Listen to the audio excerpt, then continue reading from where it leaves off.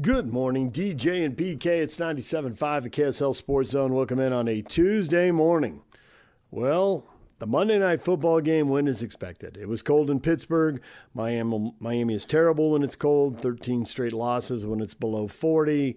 It was down around 20 degrees. Actually, I think it was in the teens.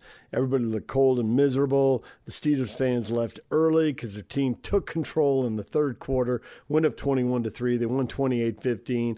Miami's eliminated from the playoffs. Pittsburgh takes an enormous step towards winning the NFC North. It's not done. They got a one-game lead with 3 to go, but the Ravens have no easy games down the stretch. And the Steelers do have the Browns. So even if these two teams, which are clearly mediocre, lose to good teams down the stretch, and the Ravens have to play the Patriots next week, if Pittsburgh can just win that Cleveland game, there's a decent chance they're going to be 2 games up with 1 to go, and that season finale with Pittsburgh and Baltimore playing won't matter. So Aaron Rodgers and the Steelers getting very close to playoffs. Of course, the goal for Mike Tomlin is to win a playoff game because they're closing in on about a decade now without that happening, but they haven't had good quarterback play. And that was a nice win over the Dolphins, no doubt about it. But everybody in the playoffs is going to be better than the Dolphins. That's just the way it's going to be. There are a bunch of 10-win teams, and whoever wins the NFC North. So, I mean, whoever wins that division, whether it's the Steelers, which I expect it will be, or the Ravens, which clearly it still could be, that will be the one team in the playoffs that doesn't have 10 wins. I think everybody else is going to have 10 wins. Most of them are already there. Houston needs one more win. They should get that. It's kind of becoming clear now who most of these playoff teams are going to be, with the possible exception of the Steelers and the Ravens. I just don't think the Colts are going to make it, and I think Houston is, and that's really the only other thing up for grabs at this point. Rodgers is good, 23 of 27, 224 yards. He must have thought he was, 28 years old playing in Green Bay in a night game. It was 2 touchdowns, no picks, and they really blew it open in the third quarter. They ran the ball well. Kenneth Gainwell has run the ball really well for the Steelers here in the second half of the season. So he got it going with 13 carries for 80 yards, broke off a long run early in the third quarter, and that was the difference in the game as they take over and they go on and win.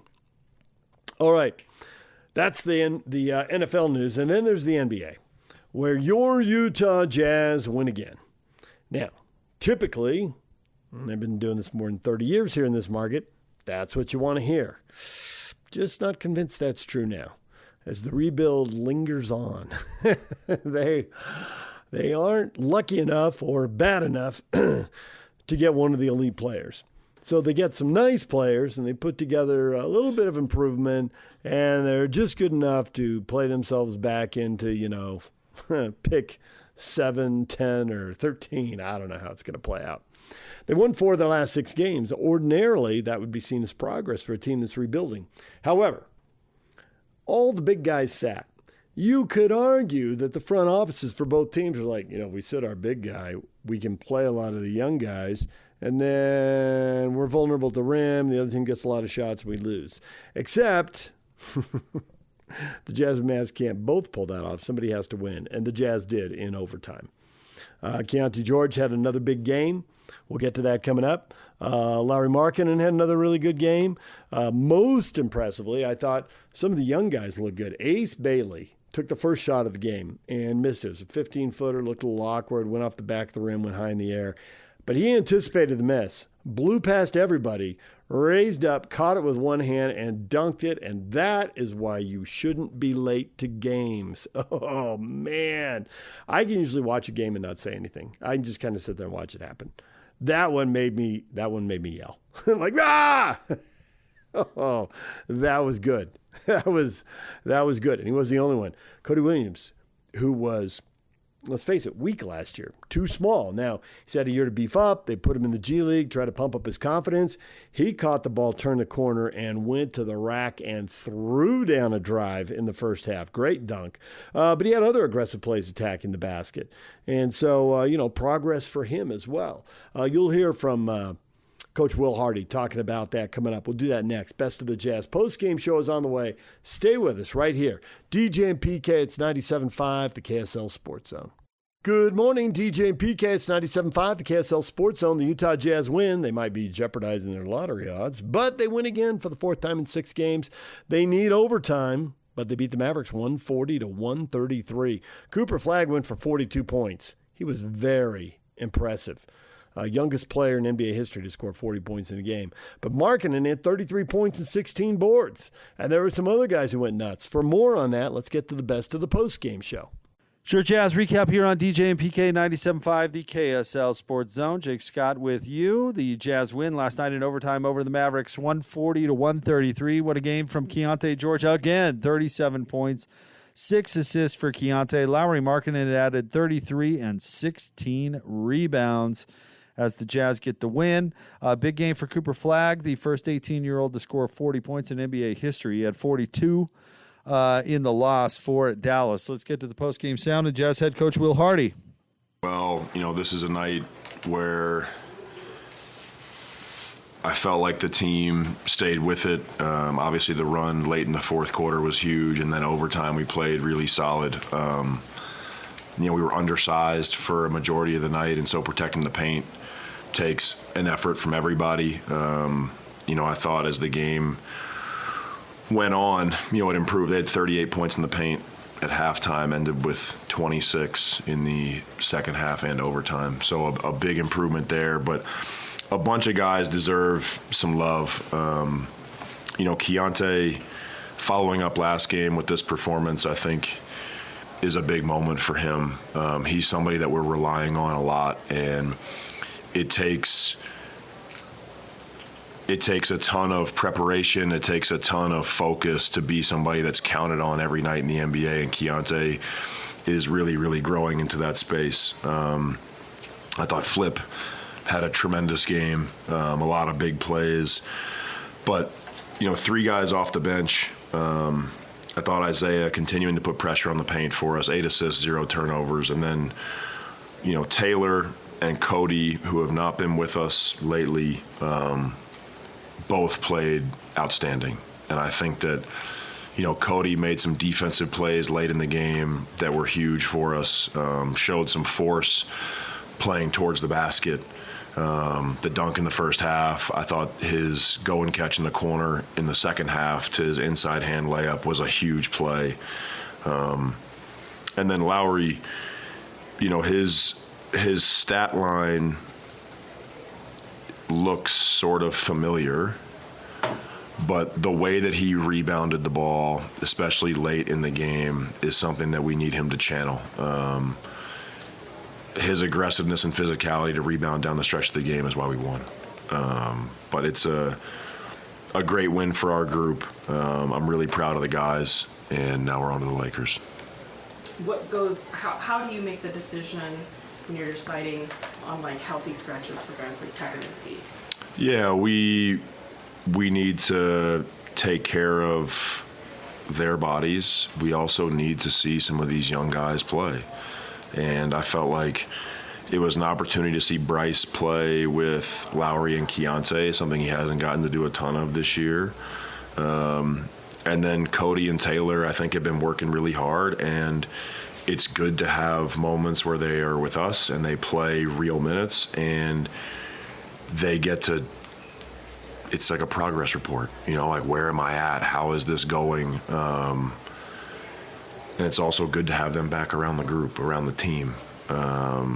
So it's not a perfect science, but tonight felt like a good night for all those things to happen. Given that you did see some positive impact from some of the young players, how do you make that decision moving forward of, hey, now you guys did get the rest that you needed, now you're more healthy, versus, but the young players also did well in kind of their status quo? Yeah, I think that's where it's a team, and no night is about any individual. And, a guy like Svi has been in the spot that he's been in because of his consistency.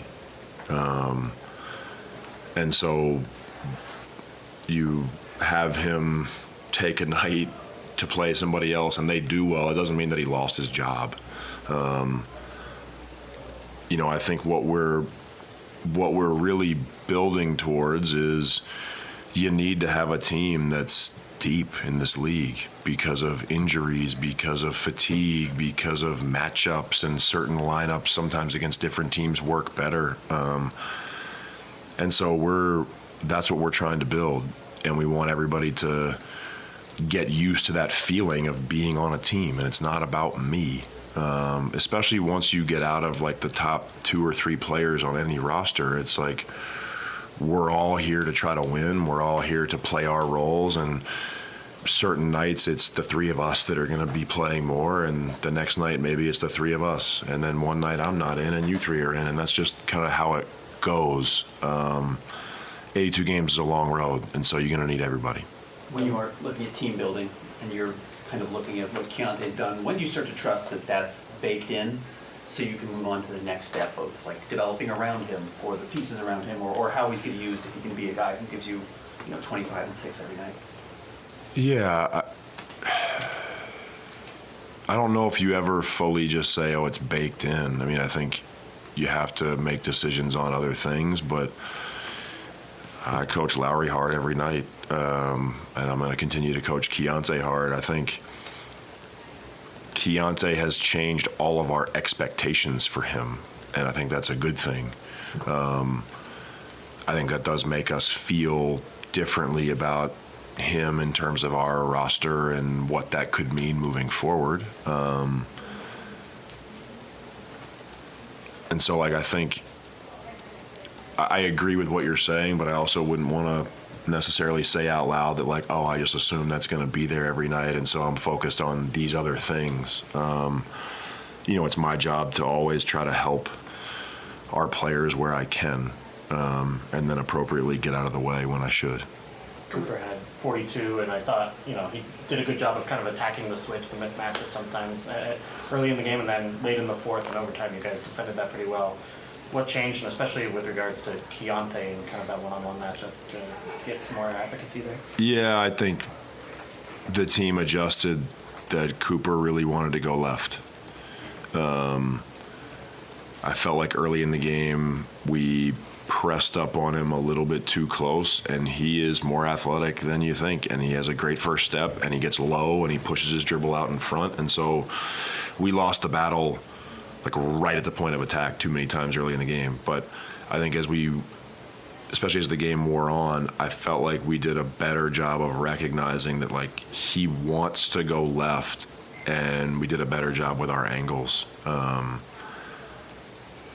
He only takes 4 threes in the game, and so I felt like there were some moments where we were a little bit too close to him, especially early. You talked about Lowry's rebounding. Obviously, with no traditional centers in tonight, there's kind of, I guess, more pressure on him to dig some out. But is there a way to get him to do that when it's a more traditional lineup, when there's a center in with him? Do you want him to be doing that? Oh yeah, I mean, I wouldn't steal any from Nurk just for his own health, but I think in a lot of other moments, we of course need defensive rebounding. Especially in moments where 5s become primary helpers and then the weak side is all smaller perimeter players. I think he can for sure keep hunting that area. In no way am I trying to say that Lowry's been a bad rebounder. He's not. But I felt like tonight, especially down the stretch, he made a bunch of plays in traffic that were big for us. That's Jazz head coach Will Hardy. Let's now move on to the players and hear from Isaiah Collier. You had some big defensive plays there too, but also just playing in this environment like it was in an intense game like that. What was that like? Just what things you dream up as a kid, honestly, just playing in the NBA, honestly. So, it's that inner kid in me, honestly. Just being out there on the NBA court, it's a blessing. Key and Lowry did what they usually do, but Kyle Filipowski tonight, 25 points, looks like 9 rebounds, almost double-double. What did you see from Flip? Flip a beast, man. It's my dog, man. So, Flip got out there tonight, started the game. And, like I said, he got after it, and he was really good for us tonight. You're able to find him a lot, I think, in the paint when he was kind of just floating around in there. How have you built that connection with him? Like I said, Flip my dog, play around every day, all day. So, it's pretty, it feels normal when we out there. So, I feel like we just read each other, honestly. And to have, again, back to defense, having that defensive effort that you guys all did, what did that say about your guys' defense and what it could be? I mean, we're capable of it. I mean, I think we told on ourselves tonight, honestly. So, I mean, for us, I mean, we just got to guard the basketball. I mean, I think that's what we'll start with every single game, honestly. So, I mean, like I said, we're capable of it, and we're just going to get after it. Thanks, Zay. That's Isaiah Collier. Isaiah, 10 points, 8 assists in 31 minutes as the Jazz get to win in overtime. Let's now hear from Lauri Markkanen. Sometimes shots are not falling, whatever the case may be, but you try to affect the game with going to glass. And obviously, Nurk does a great job of rebounding and Walker when we had him. So you just got to try to. You can't replace what they do, but you try to pick up a little bit pieces that they leave out there. So. And then when you guys played nearly every young player today, does that change the mentality of the team at all? Like, is there kind of an excitement to play with guys who maybe were in the G League last week who are kind of getting a chance here? Yeah, it's exciting, and I'm happy for them. They did their thing in the G League, and we're obviously happy to have them back here. And they're working through everything and get some reps at it, either here or G League, and you can tell that those reps help because those guys were ready to play today, and they really made a difference. Since you've been in Utah, you haven't had another 20-point per game scorer on the team. How does it change knowing that this is what Keontae does basically every night now? It's wrong. JC scored 20. 22 points per game. Okay, way to move the goalpost. Yeah, it takes pressure off of you, and Keontae's obviously a great player, and he keeps working, and he keeps getting better every day, and so this is not surprising, obviously, but I mean, it's great to have that kind of weapon out there all the time. They can make plays, catch and shoot off the dribble, create for other people, so I'm happy for him, and sky's the limit, obviously, so we'll see how much he can still improve, but he's a young kid, and but I'm proud of him how he's matured and taken steps on the court as well, and so he's really had a big leap. Will mentioned kind of some of the different lineups. There are a lot of different lineups tonight, but one of them was Bryce starting with like you and Keontae. He doesn't get a lot of opportunity to play with both of you guys. Do you like when there's kind of a change and you get to see a different look, or does it make things hard when it's kind of one of the first times that you've seen it?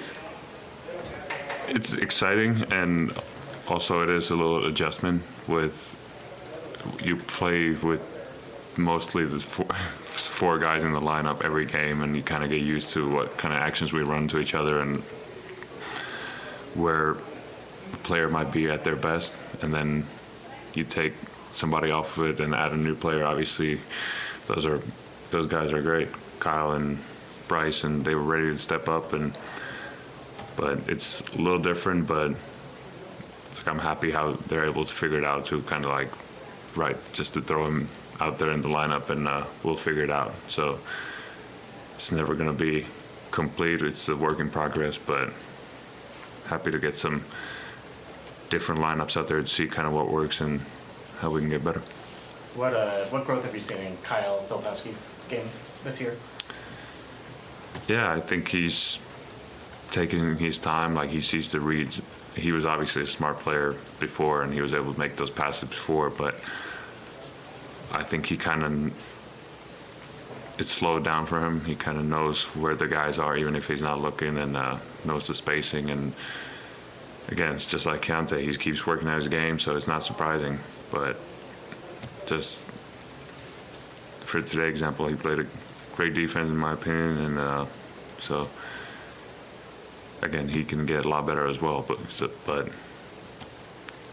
he's gotten a little bit more man in him now. He's stronger with the ball and makes big-time plays at the rim, and so that's what we need from him. What did you like about the defensive execution down the stretch, especially on Cooper? Sorry, you said what? The defensive execution down the stretch. Yeah, he had a great game. We tried to slow him down, and he got going, and he was able to get to the free throw line a lot tonight, and so it was just tough to. We weren't able to stop him, but try to make it tough, and we were able to get the needed misses down the stretch that we needed. So he had a great game. There's Lowry, double-double for him last night, 33 points, 16 rebounds. He had 5 assists and 4 steals. The Jazz win in overtime over the Mavs, 140-133. Up next, Jazz take on the Lakers on Thursday night at Delta Center. Tip-off will be at 7 o'clock. Pre-game coverage begins at 6. There's the best of the post-game show. And a reminder, join Hans and Scotty G today from noon to 3 at My Hearing Centers, 8941 South, 700 East in Sandy. I'm talking football.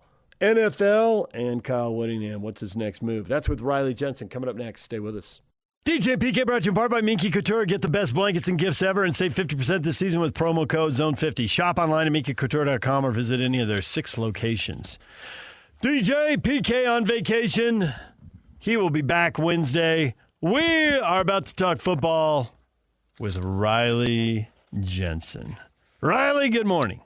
My guy, what's happening? You know, usually we have you on and we talk college football. There's very little college football. There was a ton of pro football, so we'll get to that in just a second. But first, I have a theory, and it's a theory I don't even like. I mean, I like it because it's my theory. But I don't like the fact that I think this is true. I can't prove it as a fact. That's why we call it a theory. But my theory is this. I grew up in San Diego, and I like the little guy. Why? Because I grew up rooting for the Chargers, the Padres, and the Aztecs, and they're all the little guy. Right up the road, 2 hours in L.A., was the big guy. We didn't like them. The Dodgers won a lot. The Lakers won a lot. USC football won a lot. UCLA basketball won a lot. They were loaded with big guys. I'm biased to the little guy. So when college football starts to split, which I think clearly started happening in the 90s when they basically, all the power leagues decided we're only going to play each other in bowl games, and the Holiday Bowl got messed with, which I didn't like at all, but it did. And since then, they've just been, the power leagues have been pulling away. And I've been pounding the table, insisting, it isn't fair, and the little guy can do it. And the little guy could do it because you could get the under-recruited guys, you could build a team up, build a program. Locally, we saw it 1996 with BYU, 2004 with Utah, 2008 with Utah, and we certainly saw it at TCU and at Boise State here on the western side of the country as well. It can be done. But Riley, flash forward, Washington destroys Boise State in the LA Bowl. And I've read the stories on the cumulative non-conference record of G5s this year versus Power 4s. It's not good. And then we're looking at the playoffs where we're going to get a rematch. Tulane's going to Ole Miss. Tulane lost Ole Miss 45-10 in the regular season. I don't see why this is going to be any different.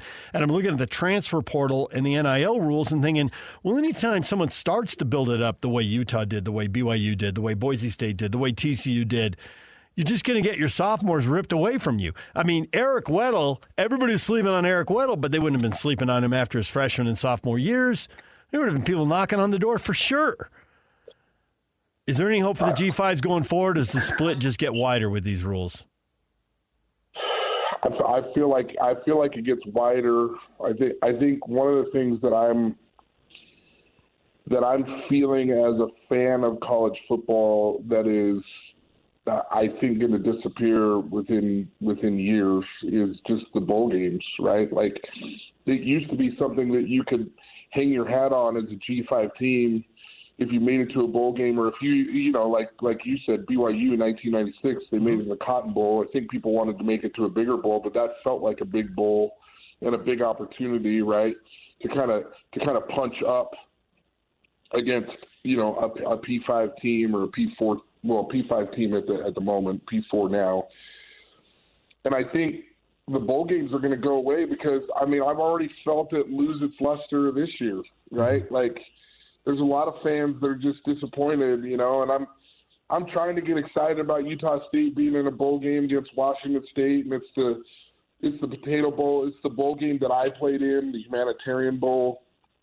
And it's just not – it's not feeling the same. So I don't know what you do at this point for the G5. Now people could come back at me and say, well, Tulane and James Madison got in, so what are you complaining about? Well, okay, but that's 2 teams out of the G5, right? There's a whole bunch of them. What do you do with it? Do you make another division? Do you make an NIT playoff type of situation where you go a 16-team playoff for the haves and then a 16-team playoff for the have-nots, you know, and make that kind of fun so that if you want an NIT type of championship that you feel good about? I don't know. But you're not wrong. And I'll be honest with you, I feel the same as you. My whole life I've been kind of the underdog too. You know, I grew up a Cubs fan. You know, I played for Snow College, which was kind of the third team of Rick's and Dixie and Snow College, and then I played for Utah State. You know, there's this part of me that just always is rooting for the underdog. And now what do you do with the underdog? And to your point, even more, David, like I've just been thinking about a local recruit right now. Now it feels like the state of Utah is kind of beating the system a little bit right now, but like to get recruited as a high school quarterback right now. So think about this for a minute. We've had some really, really good quarterbacks. They're going to Texas A&M. They're going to Oklahoma. They're going to big time schools right now. But for the kid that's ranked, let's say he's the third best quarterback in the state of Utah, right? And let's say he's ranked 80th in the country. If you were ranked 80th in the country 15 years ago, you're getting a pretty nice Division I scholarship, maybe even to the University of Utah or BYU. But when you look at it now, a really, really good high school quarterback, if he's past 50, it's going to be really, really hard for him to get a major Division I scholarship. And here's why. Utah State, they may take a high school guy, but they're gonna take a bounce back from Iowa. They're gonna take a bounce back from the University of Utah. They're gonna take a bounce back from some of these big schools, and then the top 50 quarterbacks are gonna sign at these major schools. And so, if you're the 80th ranked quarterback in the state of Utah, you know you might have to go to Weber State, and you might have to go to I don't know, Nevada. Hope that you start for 2 years and then get picked up, like you were saying with Weddle.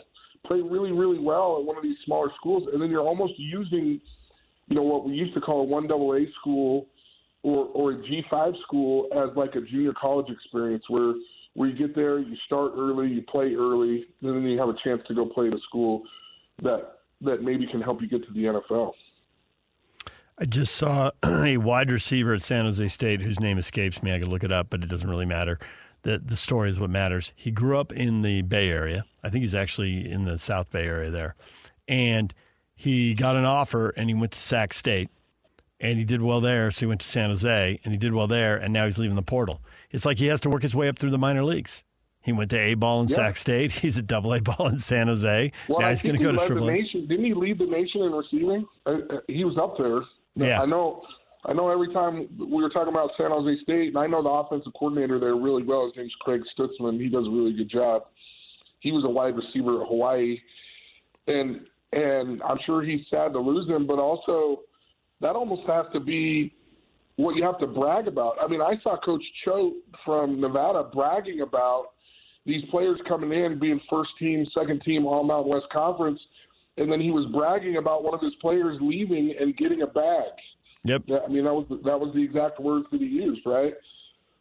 He's using that to recruit. It almost feels like minor leagues. Yeah, he's using that to recruit his next guy, so he's got to do it. The guy's name is Danny Scudero, and he is from San Jose, and he's 5'9". That's why he got overlooked.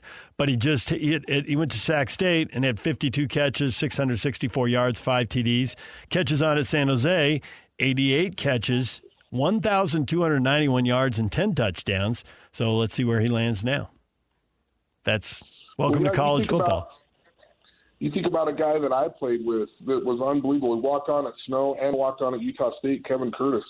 Like, do you have the Snow College, Utah State story anymore, or is he a Snow College, Utah State for a year and then LSU for a year? Because, I mean, really what made put Kevin on the map is he had 137 yards receiving against LSU, and they were double teaming him like he was a gunner on punt teams. And he still had 137 yards receiving. Yep. All right, let's talk a little NFL. I am curious what you think, how quickly can you bounce back from an ACL? Because Patrick Mahomes is out with an ACL for sure, and Micah Parsons is probably, we don't have confirmation, but I think everyone assumes they're going to, the preliminary report was correct. How quickly can you be back for the start of next year? 9 months puts us September 14, which is probably the second weekend of the season. I mean, I think you can, but why? I mean, back when I was in high school, an ACL was a year minimum. Yeah, but right? they don't put you in a cast for 6 weeks, in which case then your leg atrophies big time. You got to build it back up. So I get how it's been shortened. No. That's what I'm saying. It's been shortened. Right. No question, it's different than what it used to be. But it's still a major surgery. The problem with the ACL is there's not a lot of blood flow in your ligaments and in your cartilage, right? And so those become a little bit harder to heal. But I think he'll be back, but why hurry? You know, I mean, my thought process is, you know what Patrick Mahomes is, and you know what these guys are. Like, why are you hurrying them to get them back for, like, you know, the front end of the NFL season? It's so long now. I mean, we're getting close to the 17th game of the season, right? And these guys play more games than they've ever played. I don't know. I just don't know why you would hurry. I mean, I think a month into the season next year would be perfect. Like, let him really relax, let him come back, let him get some really, really good throws in before he comes back. Certainly, we love to see Patrick Mahomes, and we love to see Micah Parsons and the best players play for the best teams. But, gosh, you know, injury's always been part of the game. And I just don't know that I love it that they rush it, other than these guys are competitors. They love to play the game, and they might be the ones pushing it to get back earlier, right? But I don't see any rush. But, man, the Chiefs are in a little bit of trouble. I mean, they've been in the playoffs every time he's been the starting quarterback. Now they're out of the playoffs. This might be a really good time for them to just kind of like settle down and revamp and just rethink about, like, not their direction with Patrick, but like, what are they doing with the team? You know, is it time to do like a little bit of a minor rebuild right now, or what is it that you're trying to do? Jacksonville and Denver and Green Bay and Carolina were all third-place teams last year, and they might all be in the playoffs. They might all go deep in the playoffs this year. Well, Carolina not. Carolina can make it, but they probably can't go deep. But the others, who's to say? Kansas City's going to have a third-place schedule next year, and that is a much easier schedule. They have been playing first-place schedules forever. Let Denver have fun with that for a while. Let Kansas City try the third-place schedule. Yeah, you're right. If Jacksonville can turn around 4-13, why can't Kansas City? Well, it's pretty amazing. It's pretty amazing what Jacksonville's doing. I mean, I think it's incredible what Carolina's doing. Right? These two teams are teams that you watch, and you know, I mean, no. These are two teams we try not to watch. Let's be honest, Riley. When they're on, true. You watch something else. I try not to watch them. I think you're right. The Puka Nacua story, how much better can he get? What is out there? Do you think the Rams are the Super Bowl favorite, or do you like somebody else? Boy, it's hard. Right now it's hard to pick against the Rams. First of all, let's talk about Puka. You know, there's been some really, really, really good wide receivers come out of the state of Utah, and they're in the NFL, right? Like, these guys are in the NFL, and I thought, oh shoot, I just spaced the name. This could be CTE, but he played at Brighton High School. He now plays for the Arizona Cardinals. I can't believe I just spaced his name. Fehoko? Yes, yeah. Sorry. Fehoko played. He played for Brighton High School. He was the most unreal high school receiver I had ever seen. Yeah, he was awesome. As far as like going up for the ball, making big time catches, all those sorts of things. He went to Stanford. He played really, really solid on some not great Stanford teams. They weren't the same Stanford as they were, previously when he was there. He gets to the NFL. He's been a journeyman NFL guy. I've always wondered if he was going to get, a little bit more of an opportunity. But my point is, he's the best. He was one of the best high school receivers I had ever seen. And then came along Puka Nacua, and I think he was even better. And that's really, really hard for me to say because I thought Simi Fehoko was unbelievable. And so I was nervous, thinking, okay, so Puka Nacua is going to go in the NFL. Is he going to play as well? Because I thought Simi was unbelievable, right? But he's doing all the things that he did in high school that were just amazing. It's really, really fun to watch him. He's so hard to tackle. He runs such good routes, and he's such a competitor. And he's just really, one of the top 3 receivers in the NFL right now. And then you combine that together with the parts that they have with the Rams, it's really, really hard to pick against them because they're so tough.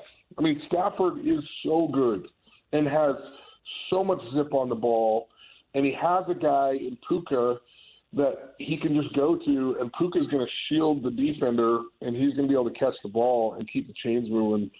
It's a really, really tough team. I don't know who else can beat them. I mean, I keep thinking the Buffalo Bills are going to be something that can be a contender, and then they just really, really struggle. Well, to be consistent. Don't you think the Bills are Cowboys light? The offense is spectacular, but the defense is a disaster. And Buffalo pulled it out against New England, and that's great. And in any one playoff game, I just don't see how the Bills can win 4 playoff games in a row and win the Super Bowl with that defense. No, that's what I'm saying. Like, I keep thinking they're going to do it, and then I watch them, and I'm like, you're right. You're kind of right. Cowboys light. Although that's just a really, really rude comment, just to call anybody a Cowboys anything. They haven't been good since I was like in high school or college, so.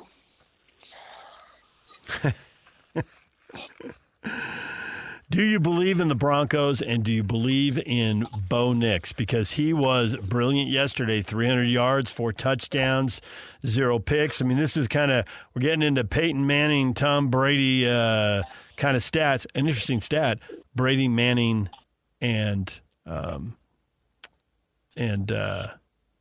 Breeze? No, I'm sorry. Holy cow, distracted. Yes, Mahomes, since 1998, one of those 3 has been in the playoffs. One of those 3 since 98. So I'm ready for the next generation. I don't want to anoint anyone to that level because that's just terrible. Let them earn that level, right? But on the other hand, you see Nix and you think, well, he's got a coach who's won a Super Bowl. They look like they're in position to be the 1 seed with 3 weeks left. The quarterback just threw for 300 yards and 4 touchdowns and no picks. Why wouldn't I? Why wouldn't I hop on the Bronco bandwagon? Well, I think one of the reasons why you have to respect the Broncos is I don't think their defense is perfect, but I think their defense is timely, right? Like they seem to make the plays when they need to make them. And then you flip over to the other side, you got Coach Payton, you got Bo Nix, you got all these weapons that they're hitting. And, it's interesting because you watch Bo Nix play, and for some reason, I feel like Bo Nix gets treated like the youngest sibling in a family. It's like I don't know why, but we look at him and we go, okay, yeah, but at Auburn he wasn't very good. And then he was awesome at Oregon. And you're like, oh well, that's a nice little deal that you had there. And then he comes into the NFL. He's played really well. Really, really well. Yesterday, he throws for, like you said, 300-plus yards, 4 touchdowns, no picks. And we kind of treat it like, yeah, but he's just a kid. You know what I mean? Yeah. It's like he's the youngest in the family. And he's unbelievable. And he's got a coach that is going to put him in really, really successful positions and really, really good positions to make plays probably for the rest of his career. I mean, if I'm Coach Payton, I'm so excited about Bo Nix, and I'm so excited about the future. I'll probably keep coaching until Bo Nix is done. Like, he's making plays all the time. And all you have to do, I mean, look, we're talking about yesterday's game. What about the game against the New York Giants? Jackson Dart goes all the way down the field, scores what should be or would be in a lot of situations the game-winning touchdown. Bo Nix comes down, scores, and they win the game. I mean, he does it all the time. And I don't know when we're going to start giving him credit, but my goodness, he's putting together an unbelievable career in the NFL right now. And he does all the right things. I mean, he can make all the big throws. He has a big-time arm, but he's not a coach killer. What I always call coach killers the guys with really, really big arms that always want to show you how great their arm is instead of taking what the defense gives him. He uses it when he's supposed to, but he also just takes what the defense gives him, and that's all that's all Coach Payton's asking for is just take what the defense gives you, and I'm going to set you up for real success. He's bought in, the coach has bought in, the quarterback's bought in, the defense has bought in. The Denver Broncos are really good. They're very, very good. And I don't see a reason why they couldn't compete and even win a championship, even with as good as the Rams are playing. In the midst of everything else you've done in your life, Riley, you spent 1 year as a graduate assistant coaching at NC State, which has led you to a lifetime of Phillip Rivers stories. He's 44. He comes back. He throws a touchdown pass in Seattle against a really good defense. The video online of his high school team, which apparently is really good. They've only lost like 3 or 4 games in the last 2 years. His high school team erupting when he throws the touchdown pass. 18 of 27 for 120 yards, 1 touchdown and 1 pick. Phillip Rivers is going to get better over the next few weeks, or that he should just quit right now because for a 44-year-old guy, he's not going to do better than that. Listen, I think you know that there's nobody that I love as a leader and a leader of men more than Phillip Rivers. Phillip Rivers, I have so many fun stories about Phillip Rivers and what a dynamic human being he is and what a dynamic quarterback he was. He's never thrown the ball correctly. He's never been your most agile guy, but the greatest competitor and the greatest leader that I've ever been around. You can see that in his players jumping up and down. You can see that in the players in the way that they reacted to him on the field on Sunday. And as much as I love Phillip, and look, I can give you all kinds of reasons why 120 yards and a touchdown with a late pick. Mm-hmm. Really, you could say he's just trying to force something in there. It was something happen. Yeah, it was desperation time. And I can give you all the reasons. Number 2, defense. In the league, really, really hostile environment. Why this is going to be really, really good. But I watched it. It wasn't the same Phillip Rivers. I mean, it just wasn't the same. Yep. His arm wasn't it wasn't a howitzer to begin with. He could barely throw the ball to the outside.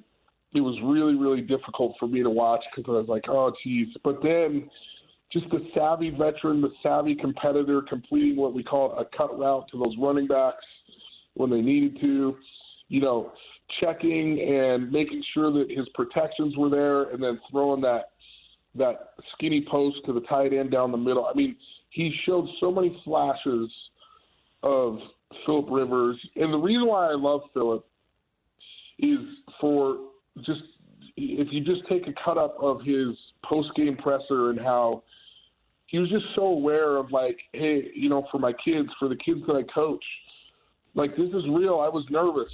And I want them to see that, hey, coach can be nervous and still play through it too. I mean, he understands. He just is always a big picture so well, and he's so fun to watch. But I'm I'm still nervous. I know he can take the hits, and I know he can do this, but I just don't know how to explain it. I don't want his legacy to be these last 4 games where he's throwing noodle throws and just not as good as what he was. Because I have this picture of him, of how good he really was and how many plays he really made. I kind of don't want that to be what I remember and what people remember about him. Even though he's competing and playing great, it was really fun to watch.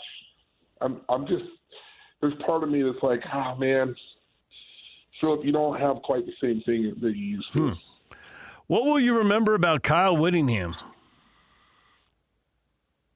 Ooh. Kyle Whittingham, I think, he's been one of the greatest leaders that the University of Utah has ever had, and here's why. He's made plenty of mistakes, and I think that we've all pointed them out, but I think one of Kyle's best traits is he has not ever been afraid to make tough decisions and to make decisions that he thought were right for his program and for like what he thought was the right thing for the program, including like 10 different offensive coordinators in 11 years at a certain point, and being very, very involved with the offense at certain times that seemed like awkward times to be involved with the offense.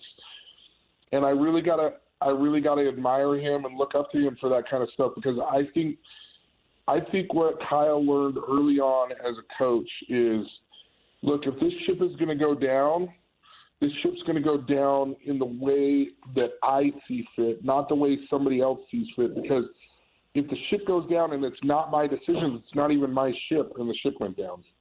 And so I have a lot of respect for him because, and I think there's a lot of listeners that listen to this right now, the more you get paid in life, it's not because you're so amazing at what you do all the time. It's not because you're just better than everybody else. You get paid to make really tough decisions. And they're not easy decisions, and they affect people's lives, and they affect people's livelihoods. And you have to be able to make those decisions without not that you shouldn't have a little bit of heart to it, but you have to be able to make those decisions and not only think about other people's hearts. And that's a really, really tough thing to do as a leader. Got a poll question up. What should Kyle Whittingham do next? NFL assistant or analyst? Do the TV thing? Ski, golf, be a grandpa? Or the fourth option, be a Michigan man? I'll tell you this. I don't know what Kyle wants to do, and I think part of the reason why he's out, and PK's not here today, but he's talked a lot about, he's very aware of when his father passed away at an early age and what that does to your heart and being able to enjoy your family and all that kind of stuff. But if I were Michigan, there wouldn't be anybody I'd be going after besides Kyle right now. And I would go after him with everything I got. I think he would be a fantastic coach at Michigan. I'm just not sure that that's exactly what Kyle wants to do. I'd be surprised if he's a TV guy or wants to be a TV analyst. I think from time to time he'd love to do an interview and be around. But I think from what I'm hearing, it's time to spend some time with some family, and maybe he takes a couple of years off or a year off like Bronco did, and then he gets back into it. I don't know. But if I were Michigan, I'd be going after Kyle Whittingham, no doubt about it. There's Riley Jensen. A reminder, don't miss your chance to win big every week on the KSL Sports Zone. This week, win tickets to see Youngblood and Idols, the World Tour at the UCCU Center in Orem on May 13th.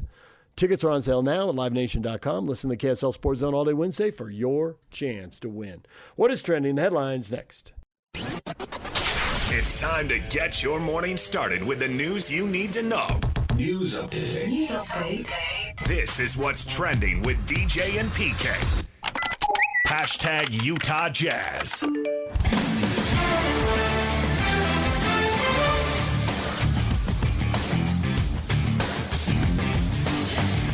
The Utah Jazz rally late and win in overtime. They beat the Dallas Mavericks 140-133. Now, some of you are thrilled by that. Others of you are disturbed that a draft pick might be slipping away to Oklahoma City. Why don't the Jazz do something about that? Why don't they tank games? And Austin Ainge said they weren't going to tank games. Okay, well, Austin Ainge was asked a direct question in a press conference where saying we are going to tank games is an unacceptable answer that would get the club fined. I, however, saw Nurkic resting. He was out officially for rest in a super loud suit. Hey, guys got to let the personality flow. Why are they resting a big man? They don't have that many big men. I mean, how are you going to win? Oh. Was that the first obvious sign of a tank right there? And did it not work because Keanu George was scoring again? 37 points. Too short of a career high. I seem to remember a 39-point game somewhere. The last time. Last time out. And Filipowski and Markkanen went off because Dallas didn't play their big guy either. Didn't see AD out there. And suddenly, the rim was wide open. And everyone could have a go. So the Jazz win. And the Jazz have got a nice little stretch of games going here. They've won 4 of their last 6. They've won 5 of their last 8. We wanted improvement. We're getting improvement. At what cost? at the potential cost of a draft pick. Hey, pick your poison. And many of you have. It's up on our Facebook page, DJ and PK. We'll get to all of that coming up. But it did feel a little like fool's gold watching the game. It was tied at 129 going overtime, and it was just too high scoring. Now, having said that, if you don't have the size, if you don't have someone at the rim, you're probably a bad defensive team. I mean, we can tell guys to stay in front of guys and prevent the straight line drives, and they can work at that. But NBA players' offensive skills are borderline magical, and if you don't have someone blocking shots, protecting the rim, you're in trouble. Now, are the Jazz really improving, or are they benefiting from the other team trying to tank too? It gets really hard to read. It's like it's not real. What it reminds me of is minor league basketball. Now we know it as the G League. There was a time it was the D League. Back in the dark ages, it was called the CBA. And there was a team in Santa Barbara, and I had to cover it, the Santa Barbara Islanders, who lasted, I think, 2 years. Maybe a year and a half. They might have left they might have folded mid-season. I'm not sure. They weren't there very long. And the number one thing you recognize right away, they don't have bigs. Everybody drives. It's my turn basketball. In that era, everyone wanted to score points and get back to the big leagues. Now it's a little different. It's better because the teams have control and they run the same system. They tell them how to play, and you're in their team. Those teams were all independents. So they're running different systems, and it really turned into my turn basketball. And it really, without a rim protector, it wasn't real. You could do stuff in those games you couldn't do in another game. You couldn't do in a real NBA game when there are 1 or sometimes even 2 tall, long, 7-foot shot blockers out there. And in the NBA, you really see the difference between a 7-footer and the 6'9", 6'10 guy. The 6'10 guy, and Dallas had those guys, right? Gafford is pretty big, and he didn't play that much. Powell's pretty big. He's another 6'10 guy. But it just opens the game up. Highlight of the game, don't be late to the game. Did you see Ace Bailey miss the first shot of the game and go get his own rebound and throw it down with one hand? It's all over social media. If you haven't seen that, go find that highlight. That was super impressive. We know he's athletic. We know he's energetic. It's still shocking to see. It was super impressive. And if you missed the first 30 seconds of the game, you missed it because he did it about 15 seconds in. All right, Jazz win. We'll get into more about the draft pick hanging in the balance, and we'll do that coming up next. Hot takes or toast, question of the day coming up in the next segment. DJ and PK. NBA.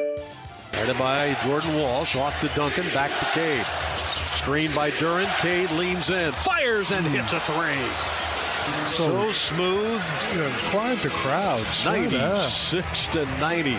On Wiggins, drives, steps back, now has Adebayo. Inside, Pirtle floats it up and in, banks it in. Under serious duress. Bounce pass down low to Thompson, and he throws it away. Loose ball comes down over to Cam Johnson. Front court, Murray in a three. Yeah! 95-93, Denver leads it by 2. And the Denver Nuggets go on to beat the Houston Rockets in a showdown of 2 of the top 3 teams, obviously with Oklahoma City being the other. Denver wins 128-125 in overtime. Now, this should have been a marquee game, but it was a mess. I was texting with a Denver Nuggets fan during the game about something else. They're like, I can't concentrate.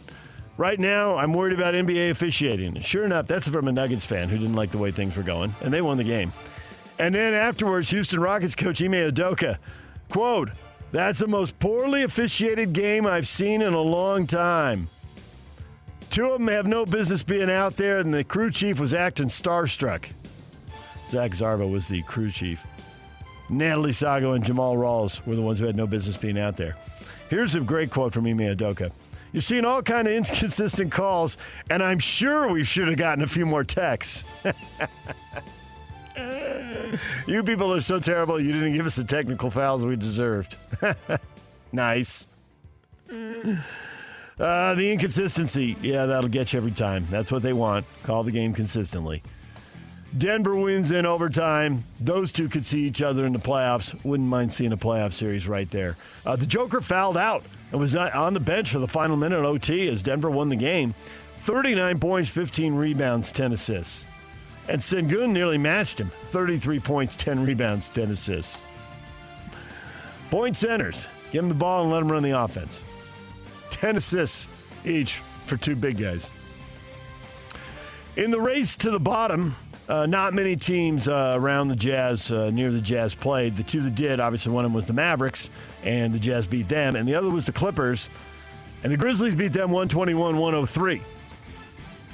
The Clippers seemed determined to finish below the Jazz in the standings. They now lost 9 of 10. They're 6-20 overall.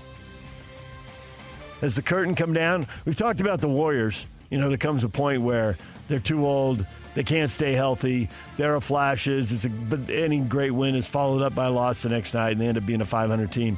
And the Clippers can't even pull that off. Harden, 13 points in 31 minutes. Shadow of himself. Kawhi Leonard did play 21 points in 37 minutes. The bench, not very good. Clippers get beat. Looks like they're a team that could separate the Jazz from the bottom of the standings for sure. NBA Cup final tonight. Knicks and Spurs, T-Mobile Arena. Reports emerging the tournament could be moved out of Las Vegas beginning next year. The league wants to stage the semifinals and finals in a neutral site. They don't want to be a team venue because first thing I thought when I heard that is, they want to go to Madison Square Garden? Want to go to New York? You want to go to L.A.? More media coverage? Wait, those are team venues. Go to L.A., play in Albert Gersten Pavilion. Back to the WCC, people. Let's get some fold-out bleachers. Where will they go? Seattle? International? Vancouver or Montreal? What are they thinking? To an NFL dome. Bigger crowds. So many possibilities. We'll see what they think. DJ and PK. Hashtag college basketball. Well, the two bits of news involving BYU, and to both of them I say, can we hear them get to the conference season? The Big 12 looks really good. Looks like there's some good teams. I want to see BYU play these teams. But the news is BYU holds static in the AP poll at number 10. The basketball poll, not much of a thing. I suppose if you get to number 1, you get super excited. But we all know BYU is going to get tested in the Big 12, and then they're going to get tested in the NCAA tournament, and that'll determine what we think of this team, which, because of DeBonce's obvious draft potential, is kind of just a one-and-done scenario for the whole team. I mean, you're kind of building a program, but a couple big pieces out the door real quick. And that's college basketball now if you're at the elite level. The other bit of news, they play tonight. The Pacific Tigers. I don't know, they don't like UOP anymore, do they? They want to get rid of that. They want to be Pacific? Yeah, I think it used to be UOP, and obviously you have that history. That was a long time ago, yeah. Yeah, but they've got kind of away from that. They're the Pacific Tigers. Well, it's a W for BYU by 30 or however many points the coaching staff decides to win by. So these 4 games, starting with the UC Riverside game leading up to Big 12 play, DJ. Yeah. BYU's chances of winning these games, at least the percentages, 99, 97, 99, 99. So this is Who's the 97? It's Pacific tonight. No. I'm just saying, that's what the... I don't know how they make that stuff. I don't pay any attention to that stuff. I'm just saying. And I love me a good number. These are supposed to be absolute blowouts. I believe that part. That part I believe. I love a good number, but I don't know how they figure out these percentage winning chance, and it's got to be 99.99999.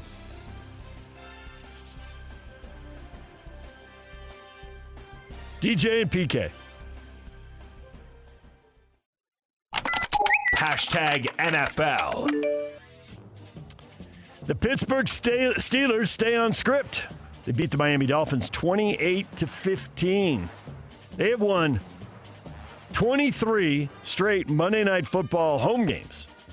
There's a stat. I don't even know how far back does that go. Holy cow. That was an ESPN thing I saw. So They stay atop the AFC North. Their odds to win the North are really good because the Baltimore schedule down the stretch, the Ravens are a game back. And the Ravens, this is going to be difficult. They've got the Patriots, then they have to, at home, their last home game, then they go to Green Bay and they go to Pittsburgh. That is not a friendly schedule. And Pittsburgh, with a one-game lead, still has the Cleveland Browns on the schedule. So one more win, they get to 9. Can the Ravens win 2 out of 3? And then win the tiebreaker. It's not done, but Pittsburgh, who's going to Detroit and Cleveland the next 2 weeks and then home to face Baltimore. Pittsburgh, the overwhelming favorite to win that division, which I think would make the 5 seed a pretty tasty place to be. The Chargers, the Bills, maybe the Patriots if they back up. If they were to lose to the Steelers, could be seeing the Steelers again because Pittsburgh, whoever wins the AFC North, is going to be the 4 seed. So for the 5 seed, you got to go on the road. You got to be on the playoffs, but at least you get a lesser team and an easier path to get started if you're going to make a deep playoff run.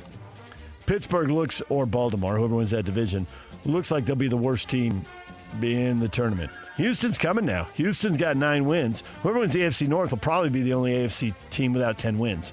The other 6 will all be double digits. Most of them are already there now. But for the Steelers, hey, Aaron Rodgers, cold weather game. It was cold, and he must have been flashing back to Green Bay. There were guys wide open. I was watching the Jazz game, so I didn't see all of the Monday night game. But every time I flipped over, it seemed like Aaron Rodgers was throwing to somebody who had nobody around him, except for DK Metcalf. That was one of the most dismissive touchdowns. They should never, ever let the varsity players go back to the elementary school and play tackle football. He was just throwing 4th graders out of the way. And Aaron Rodgers said it's one of the highlight reel plays of his career. That one did. It was a highlight reel play. I'm with Aaron Rodgers on that. He stumbles, a guy comes in, just grabs him by the shoulder pad, throws him to his right, and then the poor guy stayed on his feet, but someone coming downfield blocked him. Now, that's not going to be fun to watch on tape. Super impressive touchdown by Metcalf. They ran the ball. Here's the thing with Pittsburgh. They're going to win the division. Mike Tomlin doesn't let his teams play bad football. So they always have a winning record. And in a division where it looks like nobody else is going to win 10 games, maybe the Steelers will get to 10. They win the division. But are they good enough to make a run in the playoffs? Now, the thing you do get with Rodgers that you really only get with Buffalo is playoff experience. Who's won playoff games? Not Bo Nix in Denver. The Chargers? No. The Jaguars? 1 game. They got one playoff win over the Chargers when the Chargers blew the lead. New England, their guy Drake May, new to the playoffs, so there's not going to be much playoff experience, but the Steelers, they beat bad teams, they lose to good teams. It's hard to believe they're going to do much when they get to the playoffs. And hanging over Tomlin's head is, it's run its course. He can't win a playoff game, nor does the roster look like it's built to win a playoff game. Really, you were planning on making a deep run with a 40-plus-year-old quarterback? That's the kind of thing you do in desperation if you have 3 quarterback injuries in Indianapolis. But that was the Steelers' plan from the get-go. Until they get back in the elite quarterback business, it's hard to believe that they're going to go anywhere. Patrick Mahomes has already had a surgery to repair the ACL and the LCL in his left knee. Procedure was performed by Dr. Dan Cooper, head team physician for the Dallas Cowboys. If you're the head team physician for the Chiefs, you're like, hey, what about me? I'm not chopped liver. You specialize. You specialize in shoulders and you don't do knees. Or is he a surgeon by trade at all? That's the question about all this. It is confirmed Micah Parsons did tear his ACL. We all suspected that. That's what it is. Jaden Daniels, we were talking earlier about shutting him down, and he is being shut down. They don't think he's going to be ready for the next week. The Commanders aren't going anywhere. Why run him out there and have him risk another injury? Shut him down. Colts announced Phillip Rivers will be their starting quarterback next Monday. Anthony Richardson has been medically cleared to play after a facial fracture. One of those rubber band rope careful with those exercising exercise things bands, yo. snapped and hit him in the face and fractured his face. That is horrific. Like multiple fractures, too. No. Whoever's in charge of the exercise bands needs to swap those things out. Was that exercise band being used by Peyton Manning? How old was that thing? Burt Jones? Seriously. How old was that rubber band? DJ and PK. Hashtag college football. Here we go. Transfer portal, people. Quarterbacks transferring. Let's start in the Big 12. Cincinnati, Brendan Sorsby. Had some good games. Had a nice year. He's transferring. Where's he going? Florida quarterback DJ Lagway is transferring. Nebraska quarterback Dylan Raiola transferring. Utah about to play Nebraska. Now, Dylan got hurt, so he was out. They went with another kid. So he had a broken leg, so he's out for the season. But I wondered, though, he was out for the season, but it happened either late October, early November. And so, 6 weeks. Could he have been back for the bowl game? Potentially, but it's all a moot point. I think at this point, yeah. Everybody's moving on. Arch Manning will return to play for the Longhorns in 2026, according to his father, Cooper. Good. They were 9-3, and he got better as the season went along. But, we just don't have to compare him to Peyton and Eli. Maybe he'll get there one day, but right now, come on back for another year of college. Interim coach at Michigan, Biff Boji, said yesterday's players feel betrayed and angry following the firing and arrest of former coach Sharon Moore. They mentioned there was no playbook to follow in a situation such as this. He said the AD told him basically to love and take care of the kids. And will the interim coach as a Michigan man get promoted and get the job? He will not. If you know anything about Biff's history, he is a hedge fund millionaire who coaches football essentially for fun. Okay. So who's it going to be? There's rumors we're going to find out today. We'll see. There's rumors about Dillingham getting an extension, but there's rumors that it's not going to work out and he's going to land in Michigan. You got Fish there in Washington. Got a former Ute coach sitting by the phone. You never know. DJ and PK. Hashtag NHL. I just think that pace and that urgency, the urgency in the third to, not only play the right way, but bear down and score on your chances. I think if we bring that every game, we got a good chance to win every night. There's Dylan Gunther, who does a good job of bearing down and scoring game-winning goals. We're going to talk with Mike Folta about all the game winners he's piling up. Mike Folta, Utah Mammoth radio voice, will join us coming up at 8 o'clock. The Mammoth are in action tonight in Boston to take on the Bruins. Puck drop set for 5 o'clock. So hockey night in Utah will be hockey afternoon in Utah, starting at 4 o'clock. Buffalo Sabres fired their general manager, Kevin Adams, after 5+ years on the job. The Sabres have been struggling, to put it politely. Come on. I know you want to try this name. They're in last place again. Kevin Adams. No, the new name of their new GM. Oh. Jarmo Kekalainen. Jarmo Kekalainen. Jarmo. As I understand it. Okay. Jarmo or Yarmi? Jarmo? Jarmo. Okay. The J you really should figure out, but the I on the end, unless you have a typo there. Is that a typo? I is next to O on the keyboard. I would have never guessed Jarmo when it ends MI. Yeah, I believe it. I did type that one. Oh! Led me astray and then hammered me for the pronunciation. He spent 11 years in Columbus as their GM. He's the first European-born GM in NHL history. All right. Well, there you go. Buffalo in last place, again. Sure, they made the change. The important thing is that the Mammoth got Paterka out of there before they made the change. That's what's important. Meanwhile, Josh Stone's been playing pretty well out there in Buffalo.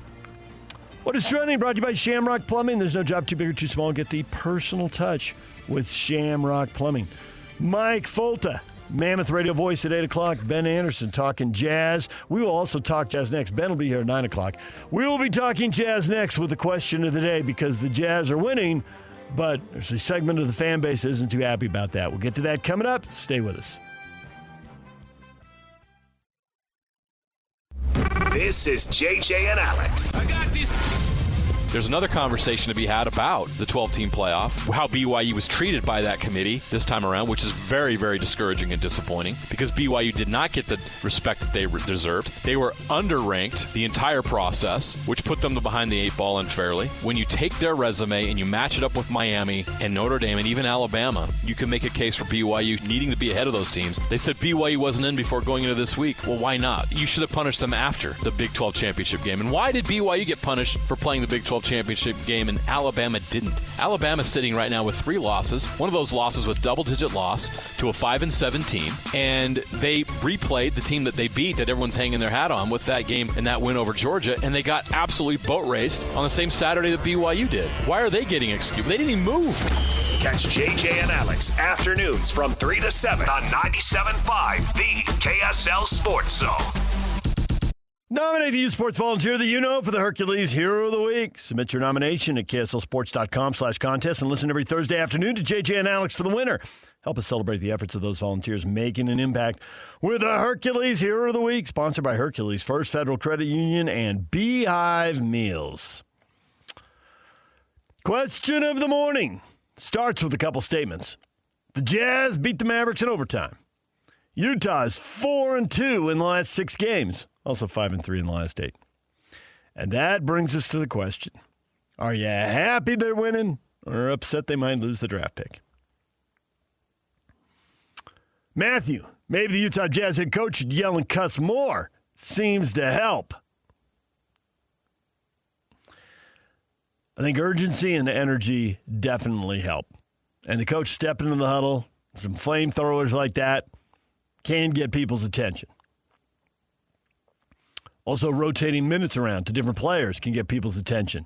People like it when the minutes rotate to them. Not so cool with minutes rotating away from them.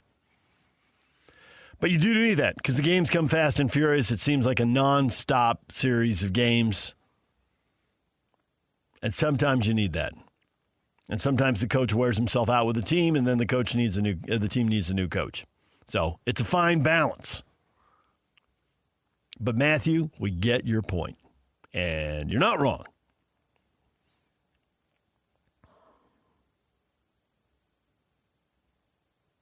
Lucas says, are you happy they're winning the upset they lose the pick? He says, yeah, if the front office did their job the last 5 years, they shouldn't need this other draft pick. They should have 5 good players that they got in trades and draft picks. Lucas is ready for the rebuild to be over. Should have already made the decisions. Here's the deal, though. If you think you have a chance to get in a lottery and get a generational player, you never mind adding one more. Which is why we're seeing so many teams tank this year. I mean, right now, 7 or 8, easy, which means by January or February, 10 or 11.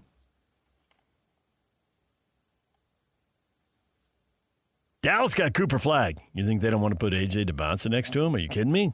Of course they do. Absolutely they do. Be some serious tanking going on in Dallas. But if the other team isn't playing a shot blocker, the players aren't motivated to tank. Cooper Flagg's not motivated to tank. Motivated to go out and become the youngest guy to score 40 points in a game in the NBA.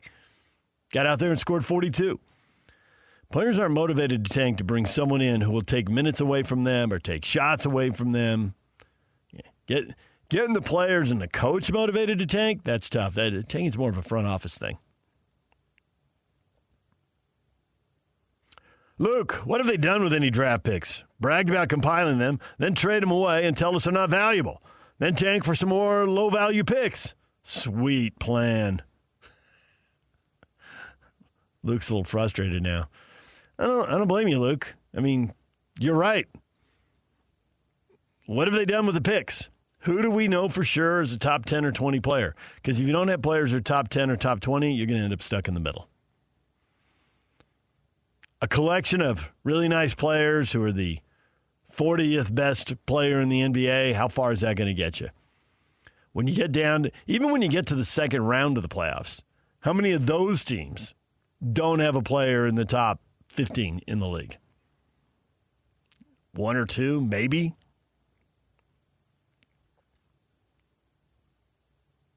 Yeah, maybe they have hit on one of these guys. One of these guys is going to blow up, and we don't know it yet. I wouldn't bet on that as much as Keontae George is scoring right now.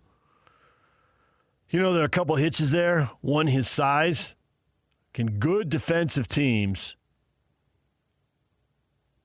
shut him down? Or not shut him down. Can they slow him down?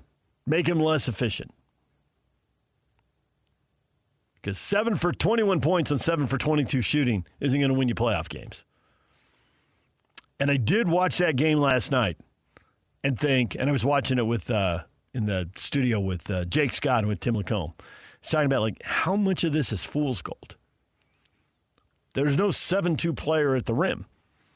And if PK were here, and he'll be back tomorrow, he's on vacation. If he were here, he'd say, well, yeah, but a 7-2 guy who's poorly motivated in the regular season might not really tell you what you need to know, which is true. Now, the 7-2 guy fully motivated in the playoffs, that's why playoff basketball is so much more intense than regular season basketball.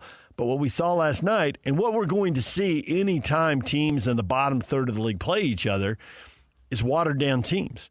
So how much of it is fool's gold? Maybe the guy scoring 30 would only score 20 or 25. Even the decisions that get made in the game. In that game last night, turn and attack the rim. It took 15 seconds for Ace Bailey to attack the rim. And it was fabulous. But everything's different when you put someone who's bigger, taller, longer, and athletic in the middle, and you defend. And if both teams don't have that, it's going to be a really different game. And that's what last night was, a really different game. Caleb, if OKC gets AJ because we lose their pick to them, that'd be awful. Okay, that really is a worst-case scenario there, Caleb. I get there is a mathematical chance that could happen. You know, Jazz end up drafting somewhere between 10th and 14th, and they got to hand the pick over, and the odds up for those teams are just minuscule. And then they hit, yeah, that would be horrific. That would be absolutely horrific. But, Caleb, right now you're borrowing trouble from the future. I'll let you borrow a little trouble from the future. You're borrowing a lot of trouble from the future. I mean, this is all borrowing trouble from the future because we're considering what's going to happen with the draft pick, and we don't know, and there's so many variables.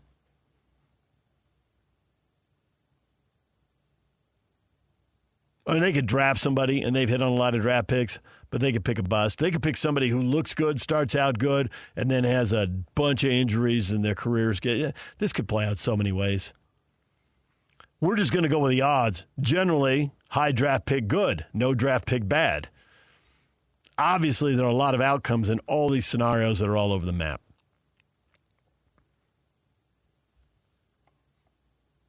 Matt, the real irony is Cooper Flagg scoring his rookie career high against the Jazz. So much for capture the flag. Hashtag capture the flag in all bold. Nice, Matt.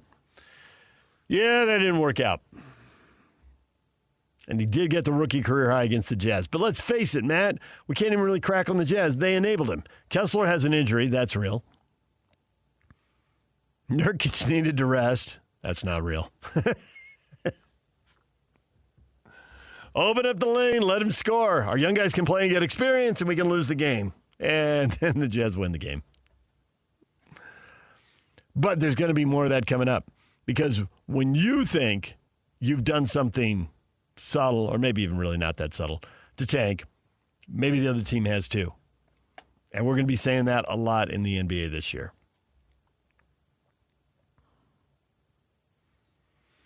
Well, Leroy can see the future. He is staring deep across time and space. Each win in December equals 4 more tank games in March and April. Ain't no way they're going to give up that pick just to be in the play-in bracket. When you drop an ain't no way on purpose, you are serious. Leroy is serious about this take. Ain't no way they're giving up that pick just to be in the play-in bracket. Go ahead, glance at the standings today. Because your Utah Jazz are above the first line. Yes, they're in 10th place in the West. They are in play-in territory. There are 9 teams with worse records with the Jazz, and Chicago has an identical record. It is not hard to get into the middle third of the NBA right now. It's not hard at all. And I don't think that's very good for the product in the long run. I don't think basketball people walking around thinking a third of these teams aren't even trying. They're interested in losing. That is not great. Now, the NBA can learn from the NFL, and I think they are. Hide the bad teams, promote the good teams. Don't put the bad teams on national TV. Put the good teams, the big brands, and the watchable stars on network TV. And that's what the NFL does. You look at who plays on Thursday night, Sunday night, and Monday night. The teams you don't want to see are hidden, regionalized, Sunday morning, Sunday afternoon if they're in the West. Looking at you, Raiders. Nobody wants to watch that. Hide it. And that's where the NBA sits right now. I mean, there always has to be a worst third of the NBA. It just seems like the worst third of the NBA right now is really a long way away.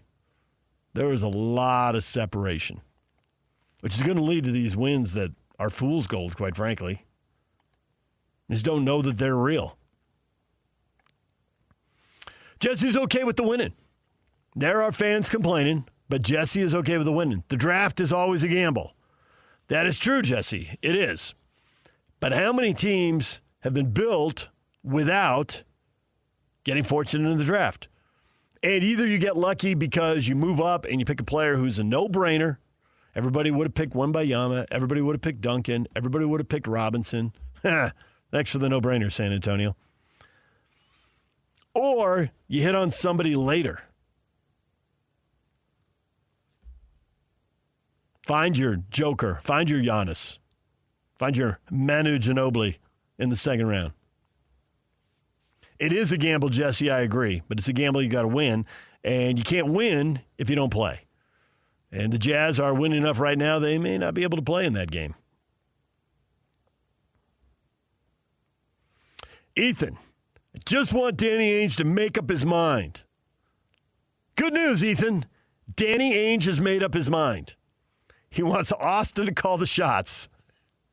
Danny would like a little more family time. He'd like a little more golf time. Doesn't mind going to a game here and there, telling Austin, hey, I like this guy, I don't like that guy.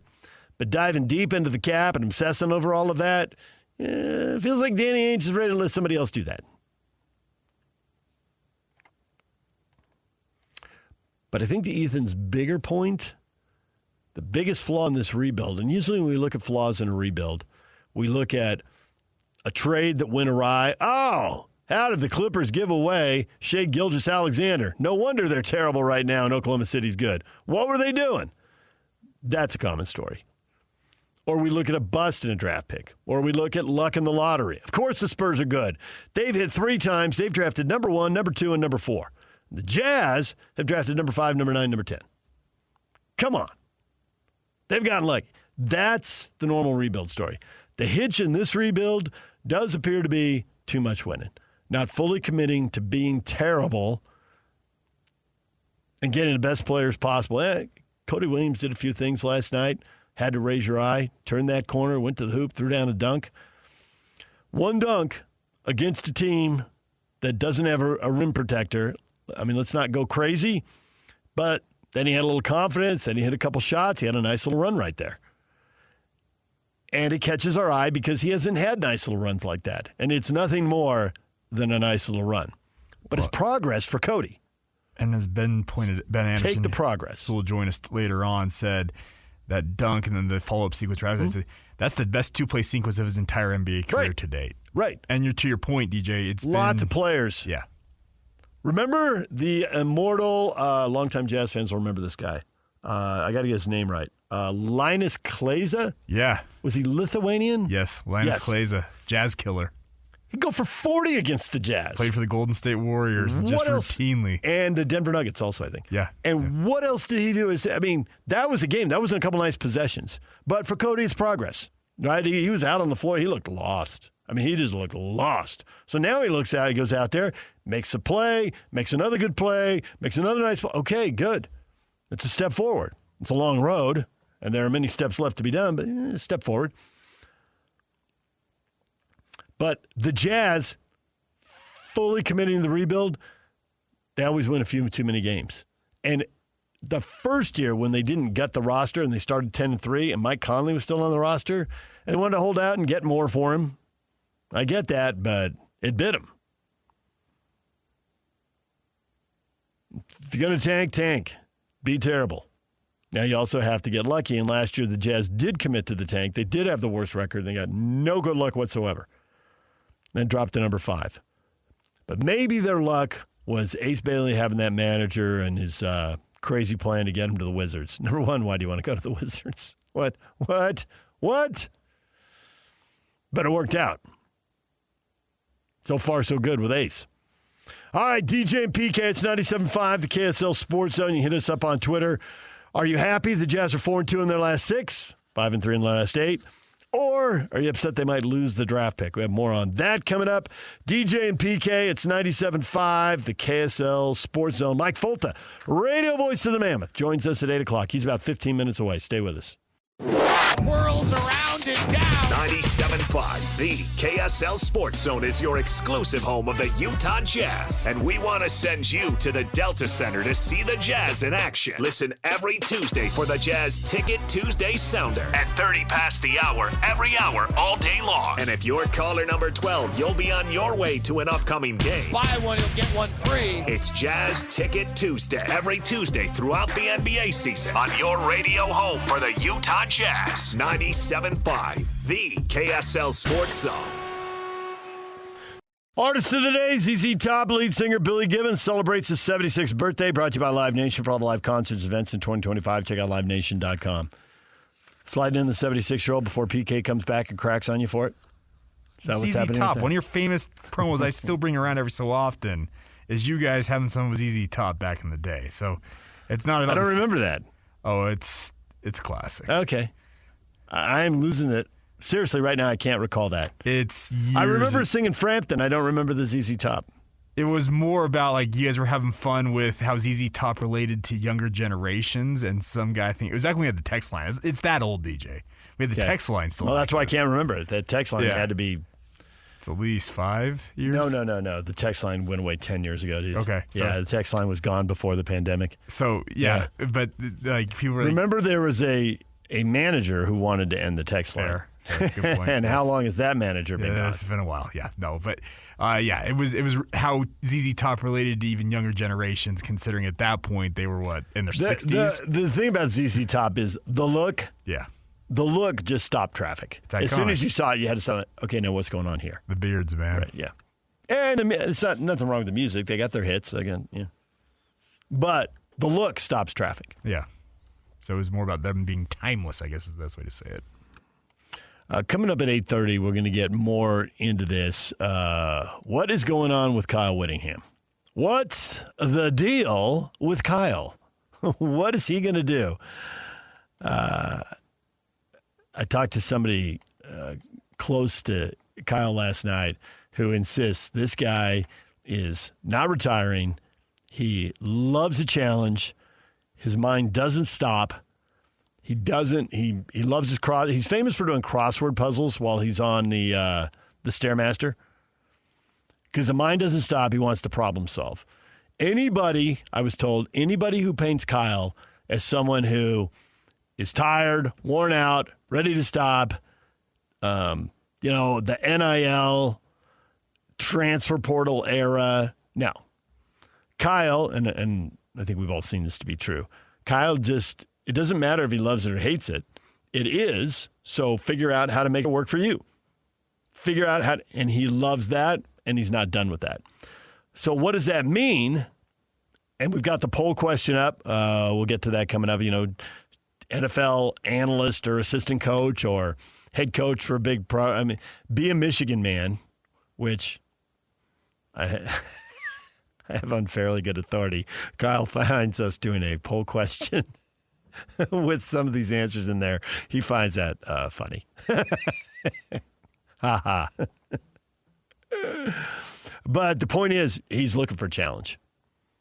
He's not ready to be in a rocking chair on the porch with his feet up doing nothing all day. What does something look like? Is there a major college program that wants someone of his age? College isn't about the long run anymore. It's about now. And ADs on average stay in a job 5 years. Well, and there's an AD who needs a win, who thinks, can we win in 1, 2, or 3 years with this guy? Everybody's looking at what Indiana did. Indiana was arguably, and Vanderbilt might argue, but they're arguably the worst program. And now look at them. I mean, Kansas and Kansas State at different times in their history have arguably been the worst program. Oregon and Oregon State in my lifetime have been at the very bottom of the barrel. And everybody's found their way up. And you know who couldn't find their way up in my lifetime? Indiana. They were in the 1967 Rose Bowl? Huh. Somebody better roll out some black and white film for me. I'm old and I can't remember it. Seriously, I have no memory of that. None. And Indiana did it like that. Everybody else wants it like that. And you can say AD should be more reasonable. You know who isn't more reasonable? The people writing the multi-million-dollar checks. If they're going to spend their money, and if that guy can do it, why can't your guy do it?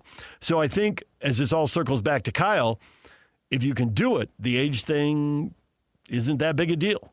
Because everybody wants it done now. The AD wants it done now because the booster wants it done now. So what does Kyle want? Well, Kyle isn't saying out loud what he wants.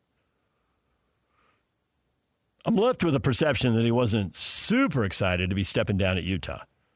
Now, how willing was he to do it? It's hard to make Kyle do things he doesn't want to do. Mark Harlan has made a lot of changes in a lot of positions at the U. This is one of the last ones. You know, people who are loyal to Kyle are mad at Mark. If Kyle retired 1 year after Morgan left because Morgan got tired of waiting, all the U fans would be mad at Mark. You can say that puts Mark in a tough spot, and I would just say what I said to a boss once when they complained about something like that. Well, you're the one who wanted this job. If you don't want to deal with these problems, don't apply to be athletic director, because those are the problems. But Kyle's not the only one who likes to solve crossword puzzles. There was a time we could have said with Tom Holmoe at BYU, hey, that guy's got a lot of problems. Guess what? Tom figured out how to solve a lot of the problems. Did he solve all of them? No. There will always be problems. But I think if you look back to the last 20 years, Tom solved a lot of them. There will be new problems going forward. So I get why. Now, the thing is, I think Mark Harlan wanted this to happen. I'm struggling to figure out how much he could really make this happen, but I do know what he has to make happen going forward. The money's going to escalate. And the U was in a great position, and they're still in a very good position. But that can slip away quickly if you don't have the money. And this deal they made with private equity, that's a huge infusion of cash. It's got to work. It's got to work in the short term and the long term. And if this makes you nervous because ADs and presidents move so quickly, I get it. That's the way the industry works. ADs and presidents do move quickly, and they do make major decisions. And I think the current AD and the current president of the U just made a major decision. And for the health of the Utah Athletic Department, it's got to work. They got to find a way to make it work. And if they move on before it works, like so many ADs and presidents have, and right now Utah State fans are standing there with hands on hips. Oh, you think they move on? Let me tell you some stories. I know. We've watched what's happened in Logan. There have been people coming and going at a stunning clip. Hopefully that's settling down now at Utah State. But it's multiple big bets by the U right here. I mean, it's going to be interesting to see what Kyle does. And maybe he will ski golf grandpa. And that's doing quite well on the poll. And there's nothing wrong with that if that's what he chooses.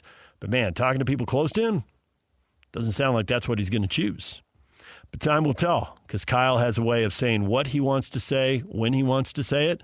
He's been doing that at press conferences for years. I've had a front row seat to that. Well, actually a back row seat. I tend to sit in the last row at his Monday press conferences.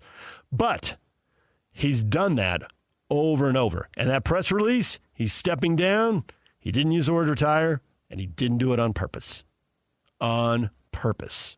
So what does that mean next? Stay tuned. Coming up next, Mike Folta, radio voice of the Utah Mammoth. Stay with us. DJ PK on vacation, back tomorrow. Mike Folta, Utah Mammoth radio voice, joins us once again. Mike, good morning.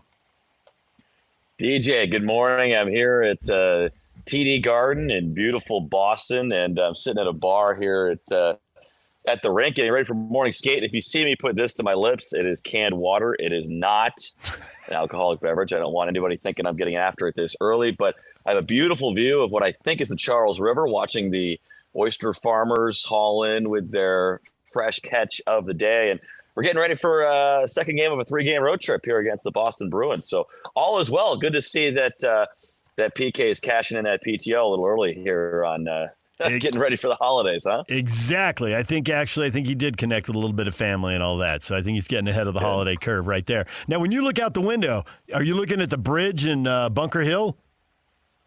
There are multiple bridges. I don't see any Redcoats retreating, so Okay. I cannot confirm that it's Bunker Hill or not. Neither confirm nor deny. That's worth the walk if you have time in the middle of the day. I did do the Freedom Trail this summer, and I'm a big history guy, and it is very cool to walk around. You can see like the Old North Church and stuff, but I made the mistake of thinking that everything was going to be kind of condensed like in one area. And as I walked throughout the Freedom Trail, I soon realized that like, no, this is really spread out all across Boston and Charlestown. And, I walked about 21,000 miles before lunch that day. So I was not a happy camper. And I was not wearing like walking clothes. I was in like khakis and like a dress shirt because I was there for a wedding and it was 85% humidity. I just come from Utah where there's no humidity. And so I was not loving life. Cooking yourself right there. That's what you were doing. You know who else is cooking right now? How about Dylan Guenther? How many OT game winners? What should the over-under be for the season for him? What do you think? I mean, he's on pace for like 7 right now, probably. Just doing some quick Purdue math off the top. But he's got 3, and we're 30-something games into an 82-game schedule. He's got 3 game winners, and he had another one on Sunday afternoon against the Pittsburgh Penguins. And what was a crazy come-from-behind win for Utah in that game. And I tell you what, DJ, like when Guenther has the puck on his stick in those big moments, it feels like, it feels like Mahomes, or that's a bad example now, I guess, but like Tom Brady when he's got the ball with 2 minutes left to go win the game. And I'm not comparing Guenther to these Hall of Famers. I'm just saying it's that same feeling you get when he gets the puck on his stick in a big moment. You're thinking like, all right, this one's in the bag. You can call in the dogs, put out the fire. This one's over. Like Gunther's going to go win it right now.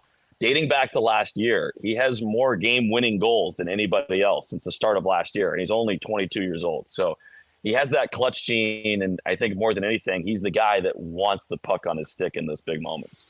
In basketball, there's an expression, swing, swing. And so that's where you get the ball and defense is running at you. And what it means is 2 passes, you swing to the other side of the court, you're going to get a wide open shot. And you can see fans have heard that so much that like, fans know it. And I'm curious because you said when Guenther has the puck on his stick, because I think he's at his best moments, whatever the hockey, and I don't know what the hockey lingo would be for swing, swing. But when they move the puck to the other side of the rink, and he's already, man, the arms are up, the stick is in the air. Like, I know what's going to happen, right? He's going to hit that thing as hard as he can, and he's probably going to put it on target. And just the only question is, reaction time for whoever's in goal. So, yeah, would you rather you're talking have it about the one-timer on the power play, right? Well, the one-timer on the power play is a thing of beauty. So, would you rather have it on his stick, or would you rather have the puck on the other side of the ice thinking, here it comes? He hasn't even cocked and loaded yet, but you know it's coming. Or is he more dangerous with the puck on his stick? That one-timer has been so effective for him on the power play for Utah. And what we saw in November when Utah struggled on the power play was that teams had started to cheat towards him. And penalty kills had started to really focus on him. And that made it hard for Utah's power play to get going because he had like 3 guys in front of him when he's trying to unleash one of those slap shots. I think he leads the league. I believe he leads the league with 6 slap shot goals, which includes those one-timers that he's firing on the power play. So that's just one of the best shots in the league right now is a Dylan Guenther slap shot. But he's also made a concentrated effort this season to score in a variety of ways. And we've seen that, like him going to the net hard and using his underrated speed to create space as well. So I think it would be bad for us to discount the other ways that he can score outside of just that one timer that everybody thinks about with him. It's like that Ovechkin shot, right? As a right-handed shot on the left circle, shooting the one timer from there. But he scored a variety of ways this year. He scored on breakaways. He's able to change his release angle on the shot. I equate it to like a basketball player being able to shoot off platform or off balance and still connect. He can kind of do that too, where even when he's not in that full windup, if he's just shooting a wrist shot per se, he can change the angle at the last moment to fool goalies. And it's not always as much the speed with which he beats goalies on the shot, but a lot of times it's that angle that changes at the last second, which alters the geometry of the whole play for these goalies. 15 goals on the year for Gunnar. He now leads the team in that category and is on pace for a career year.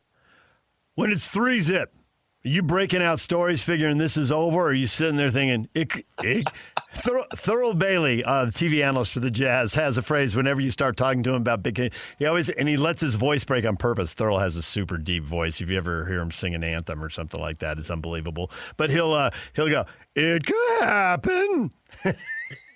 It could happen, which is his way of saying, yeah, it could happen. It's not going to happen. Calm down, DJ.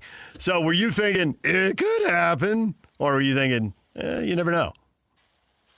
We definitely thought it could happen because the day before for Pittsburgh, they had played the day before. They played Saturday. Utah played them Sunday. The day before on Saturday, the Penguins had blown a 5-1 lead in the third period. And they had actually blown third period leads in 3 straight games coming into Sunday's game. And so we were thinking, like, we got a chance here. And up to that point through 2 periods, the Mammoth had been outplaying Pittsburgh, even though the goal, the scoreboard didn't reflect that. But the Mammoth have been getting way more shots, way more high danger chances. And so you felt pretty good about the team's game, even though they didn't have anything to show for it. And I told our producer, Will Trebshaw, on Hockey Day in Utah, I was like, all right, guys, if I'm going to start the third period like the comeback has started. And then if it gets better, if it doesn't get any better, or if it stays the same, if it stays 3-0, or if it gets worse, then, yeah, we'll start telling jokes. But we got that first goal just over a minute into the third period to start the comeback. And talking with Penguins personnel after the game, they were saying, oh yeah, once the Mammoth made it 3-1, we knew it was over. We knew the comeback was on.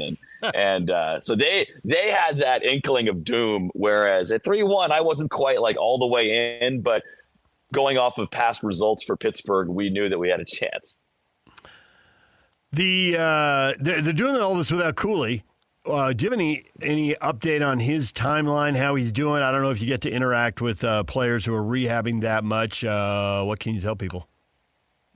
Yeah, the team announced that he's going to be out for at least 8 weeks. And when that was announced, which was a week ago, that basically created this timeline of the Olympics for Cooley to potentially come back. And so we're expecting him to be out at least until that Olympic break, which starts in early February. And so when it was announced, those 8 weeks basically take you all the way up until the Olympic break. And then that Olympic break gives Cooley a little bit more cushion to rehab and come back. And it's a bummer for a lot of our training staff because the broadcasters during this 3-week Olympic break, like, I'm going to be in Mexico. I'm going to go home, relax, like, shut off the brain for a little bit. But we have a bunch of guys who are going to be practicing, rehabbing, things like that over the break. So our poor trainers and equipment staff, they are basically like on the clock during the break. So there's not really an off time for them. Those guys are the glue across the NHL that keeps everybody held together, the trainers and the equipment staff. So props to them because they're going to be working with Cools during the break to try and get Utah's star back for that last push of the year. 25 games after the Olympic break. So as long as Utah is in the mix up until then in February, like, they'll have a chance to make the postseason. The postseason race, I mean, there's a bunch of teams clumped together. There's so far to go. I don't know how much to read into that. I don't know if you want to read into that. If you think there's anybody in that group you think is destined to pull away, maybe somebody's in that group you think is destined, to drop to the bottom and won't stay in that group. And the other thing that's influencing this right now is the team is clearly so much better at home than they are on the road. And they played so many more road games than home games. So you factor those things in. Where do you think this race is going? Well, I think the schedule definitely gets better for the Utah Mammoth after Christmas. Since the second week of November all the way up until Christmas, this team is in the middle of a stretch right now of 21 games in 37 days. So just quickly off the top, that's playing every other day with a bunch of back-to-backs thrown in. That's tough. And especially in Utah's division right now, which I think is fair to say is the group of death in the NHL. You've got Colorado, who's the best team in the league by far. You have a Dallas team that was one of the odds-on favorites to win the Cup at the start of the year and it is still right there. Then you have a Minnesota team that just traded for Quinn Hughes, who's one of the best defensemen in the world.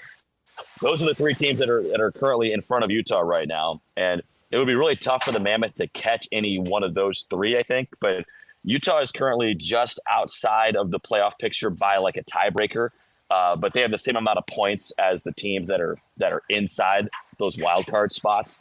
The Mammoth are where they need to be. And kind of our notion heading into this year was like, just get through this tough part of the schedule up until Christmas. Just stay in the race, stay within striking distance through Christmas, because it's been a really tough schedule from November into December with all the road games that you mentioned. That's a huge factor. Mm-hmm. This schedule is going to get much more Mountain Blue friendly come March and April, when the team's going to be at home a bunch and there's going to be a bunch of Central Division games on the back half of the schedule, which will be opportunities for Utah to make hay in the standings. So this team is in a fine spot right now. It was not the November that anybody wanted, where Utah had the worst points percentage in the league. But the team already has as many wins here in the month of December as they had in November. Things are looking up. And even though you don't have Logan Cooley, this team has now strung together several performances where they're playing the way they need to, even if they're not getting the results. And this has always been a process-oriented group under head coach Andre Turney. And that process is going to start swinging back in their favor once we get more home games and once the schedule opens up a little bit after the holidays. Well, I like what you said about group of death, because with Colorado, Dallas, and Minnesota, they have three of the top 4 point totals in the league, and they're all packed in the same division. So catching those three is a tall task, but all those other teams, whether it's Edmonton, San Jose, the LA Kings, whoever, all bunched up there, and someone will rise and someone will fall. We'll see what happens with that home road split, because this back to back here is road games 21 and 22, and they've only played 14 home games, so pretty lopsided there. The big moves, you mentioned one of the trades. There've been a couple big moves here, and actually we've had a general manager fired. Anything happen around the league that really catches your eye that you will think have an impact on the Mammoth? How does it everything comes back to the old joke. How does it affect me, Al Franken? Well, it's hard not to start with the trade that the Minnesota Wild made to acquire Quinn Hughes from the Vancouver Canucks. Quinn Hughes is, I think, pretty safe to say, the second best defenseman in the NHL behind Colorado's Cale Makar. And so now you essentially have the three best defensemen in the NHL, all in one division, all in Utah's division. Cale Makar of Colorado, Miro Heiskanen of the Dallas Stars, and now Quinn Hughes of Minnesota. So Bill Guerin, who's the general manager for the Minnesota Wild, is really pushing his chips towards the middle to try and vault Minnesota into championship contention. They've been a playoff team the last several years, but they haven't necessarily been in that upper crust of the Western Conference. And now adding a player like Quinn Hughes, that totally changes. Utah has been very good against Minnesota dating back to last year. The Mammoth have never lost to the Wild in regulation. They lost to them in a shootout once last year, but they beat them 4 out of the 5 times they played them, including a game this year when the Mammoth just boat raced Minnesota up in St. Paul. So you have to think that those figures have a chance at changing, with Minnesota getting a lot better on the back end. So that's going to make it tougher for Utah. And it kind of, I don't want to say it cements the Mammoth into a wild card spot, but it makes it really hard for Utah to get anything better than a wild card spot in the playoffs, just because they're already 8 points back of Minnesota as we wake up this morning. Minnesota just became a better team, and you would need either injuries or, a coach getting fired essentially for the Mammoth to take one of the top 3 spots in the Central Division. So those 3 teams are all going for it right now. The good news is that Utah has been really good against the best teams in the Central. They've beat Colorado this year, not many teams can say that in the NHL this season. They beat Colorado. They should have beat Dallas. They lost by 1 goal. They beat Winnipeg, was the President's Trophy winning team from a year ago. They've slipped a little bit right now. Hellebuck's injured, but Utah beat Winnipeg when Hellebuck was healthy. So that was one of the better wins of the year. And they've beat Minnesota. So of those 4 teams that are kind of at the top of the Central Division with Utah, the Mammoth have beat 3 of them, and the other one, Dallas, they lost by 1 goal. They should have won. So Utah is stacked up really well against the best teams in the Central. It's just a matter of doing that consistently and taking care of business against the other teams on your slate, and that means trying to pick up some more points on this road trip. All right, well, Boston and Detroit back-to-back. You enjoy that. And if you have time, you don't want to be walking around town. If you have time, that 1-hour bus tour that loops you to all the sites where you can just sit and not break a sweat, ask for the driver, Vinny from the North End. I was on that, and Vinny from the North End, he's got patter, he's got jokes, he's got nonstop. So, Yeah, there's no way Vinny from the North End doesn't have a wicked Boston accent, too, I bet. Wicked. One of his deals is that there's the Boston Commons, and there's basically a huge cemetery in the middle of downtown. So he pulls up and he points out Samuel Adams' grave, second president. And then he points over. No, that was John Adams. Wrong Adams. But anyways, he points out Samuel Adams' grave, founding father. And then he points out this famous bar in Boston. He says that's the one place where you can sit and you can drink a cold Sam Adams while you look out at a cold Sam Adams. That's the kind of stuff Vinny's just doing. And he's got something for every stop. He's got his patter. He's got his whole. At one point, I was sitting like 4 seats back, and I'm killing time on a road trip, right? And I was like, bump, and he picks up and goes, that was good. Do that again. he wanted to see I am all in for bus tours. Sign me up for a bus tour any day of the week. You got an hour to kill in the middle of the day for sure, right? After the skate, before the game. Got your homework done. Mike, we appreciate it as always. Enjoy the road trip. We'll see you back here in Utah. All right, TDJ. And get PK back in. Come on. Oh, yeah, he'll be back. He's back tomorrow. Mike Folta, Utah Mammoth radio voice, going back-to-back in Boston and Detroit. You'll hear both those games right here on The Zone. 5 o'clock tonight. Hockey night in Utah will start at 4 o'clock, which makes it hockey afternoon in Utah. All right, DJ and PK, it's 97.5, the KSL Sports Zone. We're going to take a break, talking more football, Kyle Whittingham's future, the poll questions wrapping up, and also the Utah Jazz. How distressed are you with the recent winning? Because there's a draft pick hanging in the balance. We'll get to that coming up. Stay with us. This is Jake Scott and Ben Anderson. While you can say on this side of it that BYU got the short end of the stick, it's functioning exactly the way it's supposed to. They're just lying to you by calling it a playoff to make you think you can earn your way in. You can't earn your way in. The only way you can is if you win your conference championship, and that only matters if they ranked you high enough for your conference championship to matter, because it didn't for Duke. So they are making up the rules as they go. They want you to think that you can earn your way in, and you can't. BYU gets left out in the cold, and Utah gets left out in the cold. They had Notre Dame above Miami all year. They don't play. And at the last second, they say, we kind of like Miami here over Notre Dame. Why? They are making it up as they go. I've been telling you this. You've been telling the listeners this. It's fake. Catch Jake and Ben weekdays from 10 to noon on 97.5, the KSL Sports Zone. DJ PK, it's 97.5, the KSL Sports Zone. Hey, we're live here till 10 a.m. The show is podcast all day long. Yock's posting it. You can get it at KSLSports.com. You can get it at YouTube. You can get it wherever you get your podcasts, Apple, Spotify, whatever you want. Hockey fans, if you just missed Mike Folta, he joined us from from a luxury suite in Boston. That was awesome. So anything you want to know about the Mammoth, they're playing Boston tonight. Find that wherever you get your podcasts. And Mike is brought to you by Hercules, the Hercules First Federal Credit Union. And they're working stronger together, and they're bringing you all the hockey interviews all year long. We're going to have Cole Bagley on every week. We're going to have and Cole Bagley apparently building a massive digital following, I've been told.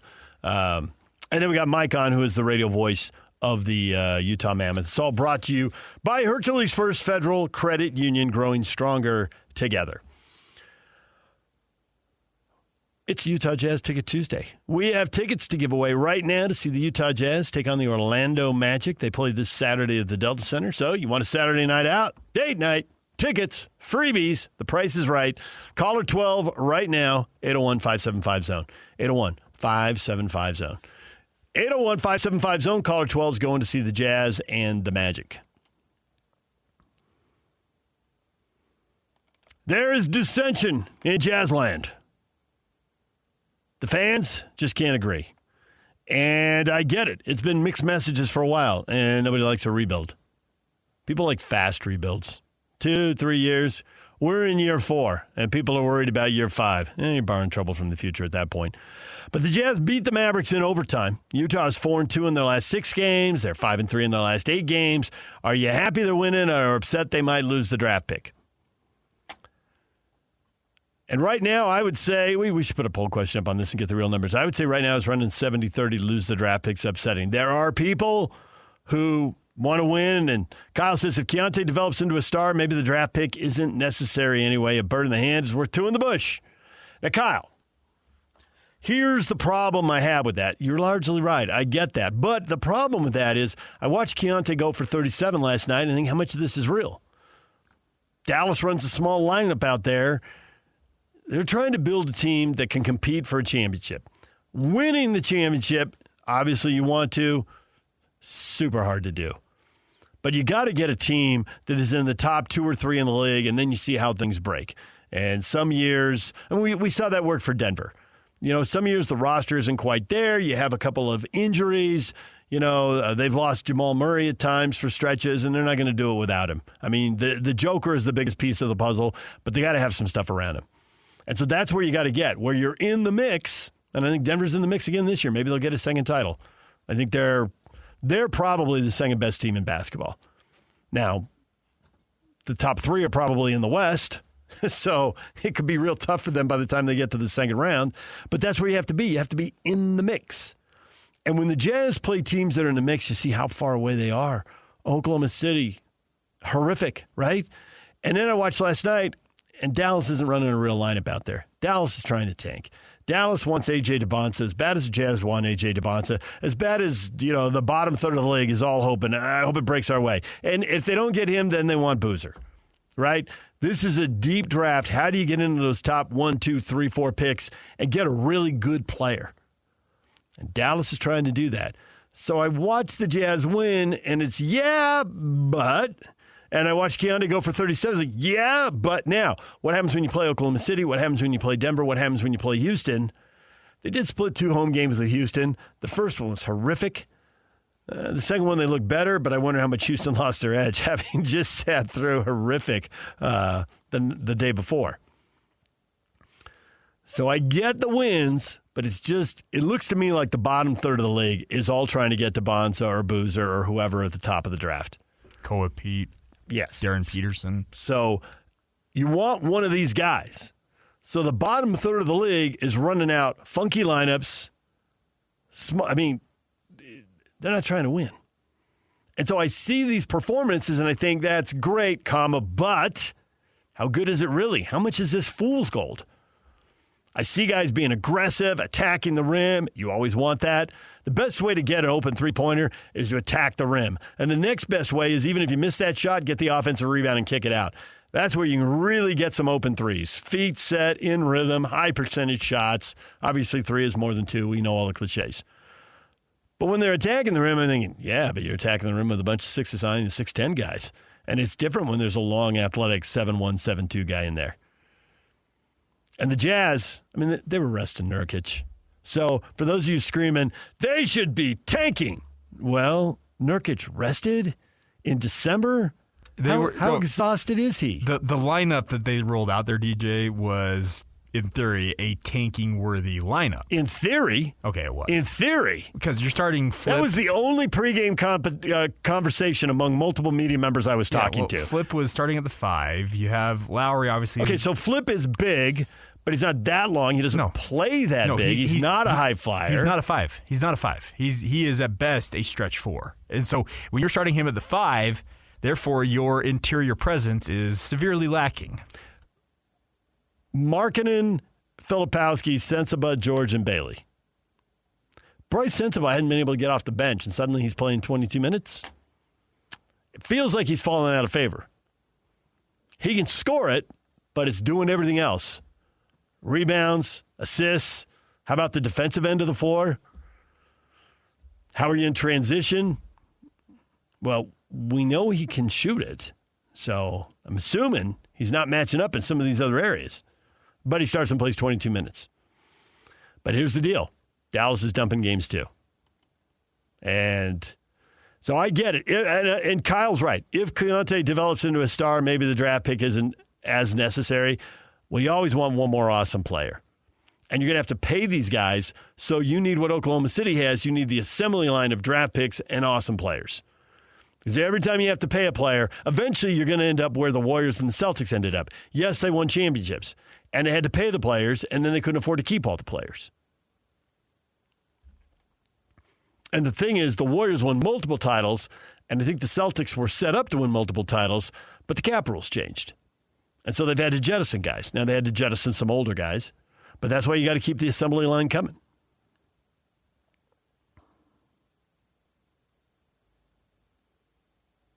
Lucas, if the front office did their job the last 5 years, they shouldn't need this other draft pick. I think you always need him. I think we have to get used to these new salary cap rules. You always need another draft pick. Now, should they have to tank to get it? I mean, Danny Ainge, a long time ago, I don't know if it was his introductory press conference or maybe a year in, he talked about, and not every great player goes number one. You got to find guys in the middle. People have won championships without drafting the guy at number one. Milwaukee comes to mind. Denver comes to mind. Find your guy later. But the problem is this year, the Jazz are paying for the love affair with Derek Favors. Bringing him back, having to pay to have him go away, and now Oklahoma City can claim your pick.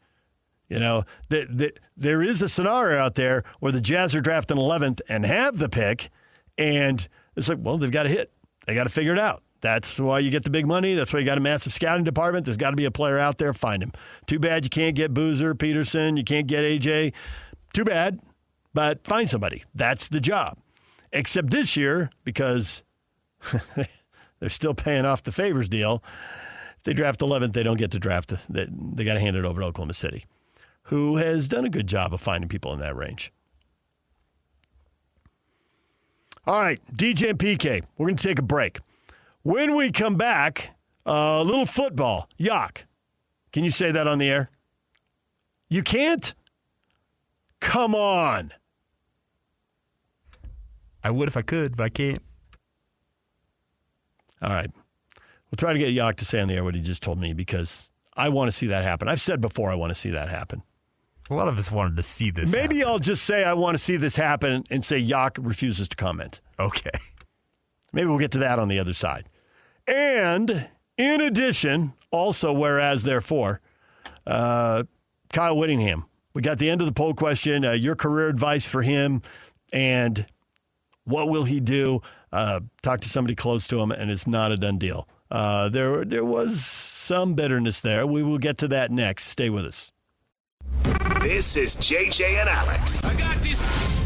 There's another conversation to be had about the 12-team playoff, how BYU was treated by that committee this time around, which is very, very discouraging and disappointing because BYU did not get the respect that they deserved. They were underranked the entire process, which put them behind the 8 ball unfairly. When you take their resume and you match it up with Miami and Notre Dame and even Alabama, you can make a case for BYU needing to be ahead of those teams. They said BYU wasn't in before going into this week. Well, why not? You should have punished them after the Big 12 championship game. And why did BYU get punished for playing the Big 12 championship game and Alabama didn't? Alabama's sitting right now with 3 losses. One of those losses with double-digit loss to a 5-7 team. And they replayed the team that they beat that everyone's hanging their hat on with that game and that win over Georgia. And they got absolutely boat raced on the same Saturday that BYU did. Why are they getting excused? They didn't even move. Catch JJ and Alex afternoons from 3 to 7 on 97.5, the KSL Sports Zone. Lots of schools in between Michigan and Weber State on the football pecking order have been looking for head coaches. Stuff is swirling. Weber State, Yak, do you want to tell us what you know? Mm-hmm. You do? Yes. Because before the break, you did not. Well, I now have multiple sources corroborating what I'm hearing, so I'm ready to roll with it. Tell us what you're hearing. So obviously you mentioned Weber State's looking for a new head coach. And the football community. I'm just saying the football community. Correct, yeah. I've heard from multiple people, if Weber State is smart, they should do something outside the box, and they should go give Eric Kerr a shot. PK's got the whole backstory.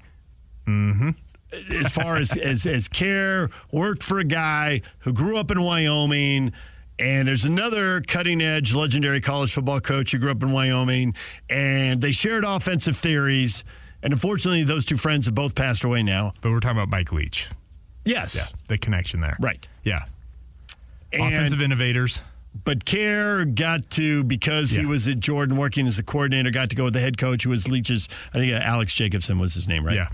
And so Jacobson and Leach were friends with Wyoming. And Coyote, Wyoming. Right. And so Cody, Wyoming. Cody, Wyoming. So they shared football philosophies, right? And then Kerr's OC got to inherit a lot of those. And obviously he's gone to Corner Canyon and just done a stunning amount of winning. Another state championship again this year. Another three-peat, yeah. Yeah, well, he's working on 100 wins, but he doesn't have 10 losses yet. His records, I'd have to go add it up, but that's somewhere where he's winning like 10 out of every 11 games. It's off the charts. Correct. And he could stay there and do that for a while and then hang it up. But there are people in the football community who are intrigued by the thought of, would it work in college? It worked for Leach in college. Weber State needs something. If Kerr doesn't want to move, that would be a heck.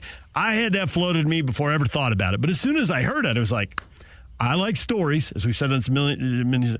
That would be a great story. I am totally up for that. Yuck, pick up our tale. So, I have been reliably informed that one Eric Kerr is very interested in taking that leap. Interesting, because I didn't know if he would be or not.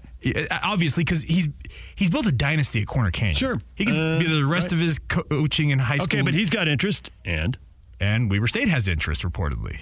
So, could we see... Matchmaker, make me a match. Now, the other interesting part about this, you talk about the Big Sky. We have the Brawl of the Wild coming up this weekend. The Brawl of the Wild is Montana and Montana State, the in-state battle that often determines the Big Sky champion. Correct. And did this year. Yes. And now they're going to have a rematch this year because they're meeting in the national semifinals of the 2 seed and the 3 seed. And whoever wins will be the favorite in the final because there have been upsets all over the other side of the bracket. It's Villanova and Eastern Illinois, I think, on the other side of it or something like that. So the interesting part is both Bobby Houck, and I'm misremembering the name of the Bobby Houck coaches Montana State. I'm misremembering who Montana's coaches. They're both offensive, innovative minds. So that's why I think this is an outside-the-box move for Weber State, but one worth pursuing because offensive-minded football, especially in the Big Sky, has shown to be the way to go. Montana State, 2 o'clock on ABC, and ESPN2 has Illinois State and Villanova. At 5:30 in the other semifinal. Correct. Those semifinals are this Saturday. Illinois State knocked off North Dakota State, who was the heavy favorite, entering the playoffs as the number 1 seed. Yep. 29-28, so yeah. All right. So we'll keep our eye on that. Yep. Weber State and Eric Kerr. Keep an eye on it. So you're saying there's a chance. That's all I wanted was a chance. Yes. I love stories, and that would be a great story. And that would put Weber State back in the spotlight in a way that they were with Jay Hill and they were with Ronnie Mack, but they have not been at other times. And then that would lead to, I assume, a series of local kids and local assistant coaches. You would think so. Yeah. Because I think that's his network. Let's say Eric does take that job. Right. Well, he's got ins with all the high school coaches here, and he's smart enough, I think, to have looked at what Jay Hill did at Weber and says, hey, we're going to focus on the in-state kids. Yep. Yeah. And spread it out and throw it. Poll question yesterday is over now. What should Kyle Whittingham do next? The winner, clear-cut 58% of the vote, is not TV. TV only got 3%. Kyle would be good on TV. He was really good on radio. He used to come on when he was defensive coordinator. He came on with PK and I every week and picked games. He could sit in that Jimmy the Greek seat. He would be great at that. Do I think he will do that? I do not. That would surprise me a little bit. Mostly because we've heard about the grandkids and their activities and all that, and that requires, flying off to an L.A. or New York studio every weekend for 15 straight weeks during football season. So that would surprise me, although he'd be great at that. If someone could find a weekday spot for him doing that, he would crush it. NFL assistant or analyst, 5.5% of the vote. Kansas City has to be put back together again. Does it not? The Chiefs are going to finish third in division, miss the playoffs for the first time in a decade. He's got a personal relationship with Andy Reid. His kid's already there as the analyst confidant to Andy, and maybe not so much on field. But Andy's got to have somebody to bounce stuff off of, somebody he trusts. What are they missing? How's the game evolving in the NFL? Adapt or die. It can evolve very quickly. Kyle would be good at that. Only 5.5% of you voted for that. 33% voted for Be a Michigan Man. Where is the Michigan search going? Going to hear something today? They've got a roster to keep intact and a recruiting class to keep intact. And things can fall apart quickly. 33% for Be a Michigan Man, 58% for ski, golf, and be a grandpa. Now, I talked to somebody who's close to him, and they think his tank is not anywhere close to empty. Do not oversell the impact of NIL. Do not oversell the impact of the transfer portal. Kyle likes to do crosswords puzzle on the Stairmaster. His brain doesn't stop. He wants to solve puzzles. NIL and transfer portal are just one more puzzle to solve. He wants to do something. He doesn't want to sit with the feet up. That's their opinion of his situation. And they said he does not use he uses words very carefully. He does not just throw them around. So when that release said he's stepping down, not retiring, he's looking for something. Now, will he find the right something? Maybe he goes to ski golf grandpa because he doesn't find the right something. And what are the parameters? And does he want to stay in town? And how close does he need to be to the grandkids? And, those are all good questions. And only he can answer those. But, I get Mark Harlan's dilemma here is if you help encourage Kyle to leave / push him out, and it doesn't work with Morgan, and a lot of people love Kyle, you put yourself in a bad spot. But if you just let Kyle do whatever he wants, there's plenty of examples of people hanging on too long. That's a problem. You can be criticized for that. And if he hangs on too long and Morgan gets antsy and leaves a year before Kyle finally steps down, and then you've lost a successor who's a Utah guy through and through. He played on the Fiesta Bowl team. It's a great fit. Who knows what will work? The rules are changing and everything. But on the surface, it makes a ton of sense. Well, then you've blown it if you let him get away a year before Kyle quits, especially if Kyle goes on a year too long. And then you made a mess of it. So the people who don't like Mark, and there are plenty of those people, but you're a boss, sometimes you tick people off. How could he? And I get how he could. It isn't always pretty. These transitions can get ugly. Did he do it right? Time will tell. And I really think that both the AD and the president here have taken huge swings with this investment and this private equity. And if that pays off, great. And if it doesn't, it's going to be really hard times at Utah. And so he's been there almost a decade, and he's made plenty of changes, but these are the biggest swings. These are the biggest changes. All right, there's your coaching carousel news. Michigan, what are they going to do? And the whole thing with Dillingham, he's supposed to be working on an extension. There's people hinting that he will actually go, that it's not. I don't know. You gotta let that play out, but keep it tuned and see what happens the next day or two. Michigan has to move fast. And I don't know if Kyle's interested or not, but a friend of Kyle's thinks he is. For what's that worth? So we'll see how this plays out. It's intriguing. Stand by. You really want to know what happens, and sometimes you got to let it happen. It hasn't happened yet. You can't know it until it does. Anybody here want to be patient? Yak, you want to be patient? No. Me neither. Want to know now. Well, turns out we have to be patient. Let these things play out. Coming up next, there he is typing away. Look at him go. Ben is ready to come in and weigh in on the Jazz, 4-2. That's great. That's fool's gold. They should be focused on a draft pick. We'll talk with Ben about it next. Stay with us. Get the best blankets and gifts ever and save 50% this season with the promo code ZONE50. Shop online at MinkyCouture.com or visit any of their 6 locations. This is what I'm going to say about Minky Couture. They've advertised for us at this time of year for so many years. I'm not certain how many years it is. So they must have a pretty good product. They're still in business. And our listeners must like that product because they keep coming back and advertising. And I assume, like everybody else, they track how the advertising works. And I do know this about our listeners. They like deals. If you are going to do some kind of advertising campaign with the Zone, always put in a deal. Turns out people like to save money. And our deals, I've seen this with multiple advertisers. You put the deal in there, and stuff goes flying off the shelves. Blankets, spa treatments, whatever. So there you go. Minky Couture. Here's your discount. Zone50, you get 50% off. 6 locations or minkycouture.com.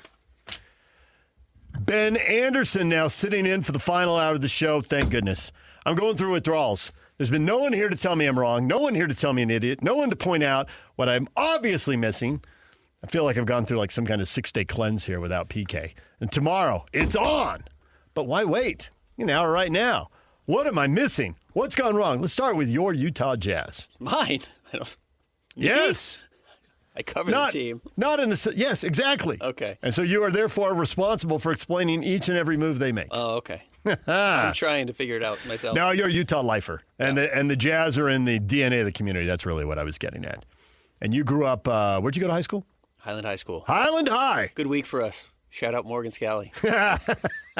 Highland Ram is calling the shots up on the hill. Hey, buddy. If you need any of your old high school friends, come to work. We didn't go to high school together. I missed him by a few years. Yeah. I watched the Jazz play last night, and I thought, am I seeing this? Is this real?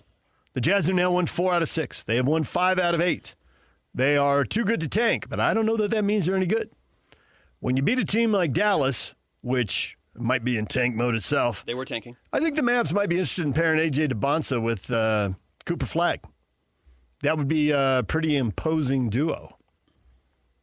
The Mavs are interesting. They only have this pick this year for the foreseeable future. They mortgaged everything else to build around Luka Doncic, so they recognize this is their last chance to get a guy of that ilk to pair with Cooper, and otherwise they're going to have to do it with whatever they get in an Anthony Davis trade. And Derek Lively comes back next year after his injury, and they're going to build with that core, which is very good. They're going to find worker bees. But yeah, they're going to have to find late picks who work their way into being very good basketball players. But this is a chance to get a transcendent talent. And the nice thing is they already have the guy that everyone's looking to get. You have to have a top 10 player in the NBA to win, and they have Cooper Flagg, and he's going to get there. And now they're getting greedy. Yeah. Now they'd like to have 2 of the top 10 players in the NBA. So as the Jazz excel offensively during that game, I'm thinking, are they really that good? Because I've seen them play good teams in the NBA. It didn't look anything like this. Now, at some point, young teams figure it out. And sometimes they figure it out all at once and they take big jumps. It doesn't have to be a gradual, straight-line graph. So I'm curious what you think. How much are they figuring out? Because that was a 39-point performance for Keontae, followed by now a 37-point performance against Dallas. How much is he figuring it out, and how much is it, hey, once you take all the 7-footers off the floor, it's easier to score over the 6'9" and 6'10" guys? I am of the opinion that what Keontae's doing is extraordinarily legitimate. I've bought in, and I have been skeptical about it because I remember the last 2 years, and I saw the flashes, and then you would see a downturn. And there might still be a couple of stretches here where he doesn't play superbly well, but he's answered all of his bad games with seemingly even better games. The best thing I saw about him was a couple weeks ago when they played that back-to-back with Houston. And I thought the bad habits of the first 2 years were on full display in the first game. And there was a particularly difficult stretch that was brutal. And the next day, bang, he was back. It's like, so the ability to sit down and say, now, as he gets deeper in his career, hopefully he'll figure that out at halftime. And then he'll figure it out after a quarter. Yeah. And then he'll figure it out while he's on the court and it's happening. Yeah, before the game. Yeah. Exactly, right? So you want that. But I did think, okay, that mattered. That he could turn it around the next night and all the bad habits were gone. And there were a bunch of good habits and he had a much stronger performance. And here's why I buy some of what Keontae's doing. I'm just doing some quick math here. And look, this is somewhat oversimplified. When your good players play well, your team wins. But did the good players play that well? And Filipowski had a really strong game. I mean, he scored it. And Lauri Markkanen played well. But you know what? The Jazz haven't always won when Lauri Markkanen scores big points. And not every team wins when their younger players score big points. No, here's the numbers on Keontae. One guy can't get it done, but they had 6 guys in double figures, and they had 3 guys over 20. Jazz have played 25 games now. They're 10 and 15 on the season. When Keontae's below 20 points per game, or in a game, the Jazz are 2-8.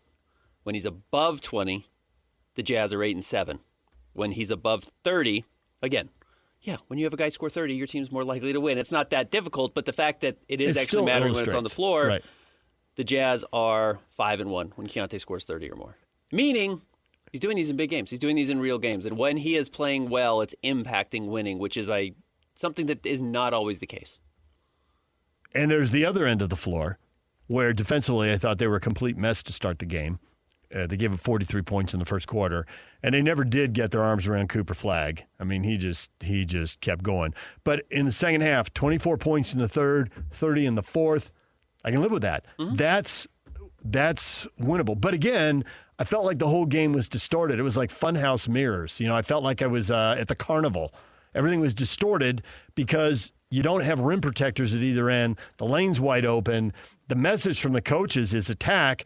And to the credit of the Jazz coaches and the young guys, however the coaches delivered the message, it was heard from the very first play. Ace Bailey, don't be late to the game. Yeah. The best 15 seconds were the first 15 seconds. That jumper, that was clunky. And it comes hard off the rim. And he never stops moving, never gives up the play, and grabs the rebound with one hand and throws it down. It's like, that's why you go to NBA games. Even if you don't know anything, there is a level of skill and athleticism in this game. You don't get that many places in the world. And you get it at NBA games. And that was awesome. I can watch a game quiet. I was sitting with 2 people. I think I scared them. Yeah. Oh! Yeah. And they didn't have to be looking when it happened. They were looking at food. It was a very enjoyable game. It was a very entertaining game. But is it real? Or they're played a team in the bottom third of the league and they're tanking, so how much should I put into this? Because when they play a team in the top third, when you get to the playoffs, the whole championship thing we talk about, usually you have to beat 3 of the top 10 teams in the league in the playoffs. You might get an easy first rounder. Maybe. They're not ready to do that. Breaking. Slow down. I'm taking notes. They are just clearly better than the worst team in the NBA and probably better than the 5 or 6 worst teams in the NBA. And that puts them right on the cutting edge of how do you hold on to this draft pick. And what was interesting about last night's game was despite the fact that they won, they went into this game with the design of holding on to their draft pick. And by the way, this was not the first time this season. I would go back to 2 weeks ago in Brooklyn when they sit Yusuf Nurkic, and he had a rib injury, but they also choose to sit Kevin Love in that same game when Kevin Love could have just played. Yes, he only plays one end of a back-to-back. But they could have flipped it. They could have flipped it. And he probably wanted to play in Madison Square Garden. He probably wanted to play against the Knicks. I totally get that. But you just say, hey, man, we're paying your paycheck. We need you to play against the Nets because we don't have a player. But they thought maybe they could lose to the Nets. But they thought they could lose to the Nets, and that would be a good loss. And they didn't. And they didn't. And then they thought, well, we could probably lose to the Dallas Mavericks at home because we accidentally beat the Memphis Grizzlies on the road. So Svi Mykhailiuk, who's been, honestly, arguably maybe the Jazz's 3rd best player as far as consistency goes, he's not going to play at all. Kevin Love's not going to play at all. Nurk's going to rest, not out for injury. He's not going to play at all. All these veterans with some wisdom of how to win are going to sit. And the Jazz thought maybe that'll be enough. And Keontae George is too good for that now. And Lauri Markkanen is too good for that now. And even when you get a player like Kyle Filipowski. So I was told last night before all this happened, literally right before it started, and I was told they are going to hold on to that draft pick. And then I followed up with, A, B, C, blah, blah, blah, to which, the report, they are going to hold on to that draft pick, which is like hitting you upside the head. Yeah. Hey, stupid, listen to what I am saying. Listen to the words I am saying to you. They're going to hold on to that draft pick. And then you get the whole thing of what Austin Ainge said at the microphone, which can be quickly explained with, you asked him a question that can only be answered one way. His first official act sitting atop the Jazz pyramid should not be make the commissioner mad and get the owner fined. Right. So he said what he said, and he did say it, and people should be held accountable for their words. But context matters. Did you really think he was going to anger the commissioner and get the owner fined at his first press conference? And I have no doubt the Jazz can pull the parachute and figure out how to hold on to this draft pick. After all, they are only 4 wins better than the 3rd worst record in the NBA. Knowing full well that everyone else is going to do that too. But other teams are going to. So if you're going to do it, you're going to have to really seriously commit to it. How many other teams? Minimum 8, I think. Minimum. Yeah, I'm trying to maybe do it off 9 or the 10. top of my head. We can I don't pull up have the to. standings. Yeah. I will pull up the standings then. And the Wizards are absolutely going to do it. Wizards are doing it more than anybody. The Pacers are going to do it. I think the Pacers are going to do it. Maybe not at all costs, but really? They've won, 6 of their last 10? Something like that? 6 of their last 12? 4 of 10. 4 and 6 in their last 10. But they're winning games more than they were to start the year. And look, you can pull the plug in the second half of the season as we've seen the Jazz do, but they aren't. They beat the Wizards, the Kings, and the Bulls twice. Yeah. They've also lost to the Wizards. Yeah. So by a lot. Split 2 games with the Wizards. That's what. But you're right. The The Pacers are going to be in this conversation. No question about it. The Charlotte Hornets. Hornets are going to do it. Okay, so that's 4 teams in the East. The Pelicans. No motivation for them. They should try to win, but maybe they're just not good enough. They should get better throughout the year. They've given up their pick, so they can't get one of the elite draft picks. There's no reason for them to continue to pull the plug over the second half of the season. In fact, it will be better for their PR if they give the Hawks a worse pick. Yes. The Kings. Yeah, the Kings' report came out this morning. They're trying to trade all their veterans. That's 6. Yep. The Jazz would be 7. Dallas is 8. Clippers. Clippers don't own their pick either. Goes to Oklahoma City. Where else would it go, right? Yeah. So the Clippers and Pelicans shouldn't, but maybe they're just that bad. They might just be that bad. You got 6 teams trying. Yeah. 2 teams that are awful even though they don't have the incentive. And then there are teams Bulls, Blazers. Bulls, Blazers, and Grizzlies, who just lost Ja Morant last night and are already missing Zach Edey, could also pull the plug. They could trade Ja Morant. They could try and retool. So there are... So we've got 6 for sure, 2 that might not be able to help themselves, even though they don't get the reward, and another 3 we'll have to wait and see, but I expect that probably at least 2 of the 3 will. And right now, among those teams, the Jazz have the best record outside of the Memphis Grizzlies, and because they have a better record than the Portland Trailblazers. Here's a crazy one for you. What about the Bucks? If they trade Giannis, but I don't think they own their pick either. They traded all their picks to get Drew Holiday to build around Giannis. So they don't really have that motivation right now. But that's a pick that didn't go to Oklahoma City. Phillies went to Oklahoma City, right? Yeah, I don't think it went to Oklahoma City. I think it may have gone to New Orleans, and then New Orleans may have sent it to Atlanta for DeJounte Murray. Okay. So what is interesting there is you could potentially, if you trade Giannis to Atlanta, you could get your pick back. And Atlanta actually is one of the destinations that really does make sense for Giannis. But to the bigger point, and locally pertinent, is that the Jazz are not positioned right now to get the draft pick. And if they want to get the draft pick, you probably can't win more than 25 games. And that means 15 wins over the next 4.5 months. I mean, that's 3 wins a month. That's nothing. I mean, that's you're gonna really have to pull the plug on the season if that's where you're hoping to get. And look, you can win one of your final 20 games, and that certainly makes it easier by really, really tanking, by resting Lauri Markkanen for the rest of the season. Whatever you have to do, maybe you have to rest Keontae George as well. And if the pick is that important to you, which it probably should be, those are the steps you have to take. I hate talking about it, I don't particularly enjoy watching that style of basketball either, nor do most Jazz fans, which is why last season was so painful. I don't think anyone in the Jazz front office likes doing it. But as we saw last night, if you get a truly transformational player early in their career, and I'm not selling out Ace Bailey's stock, I still think Ace can get there. He's just probably closer to that Keontae George. It might take 3 years before you know. And the problem is if it takes 3 years before you know and he doesn't reach where Keontae George is, then you've missed.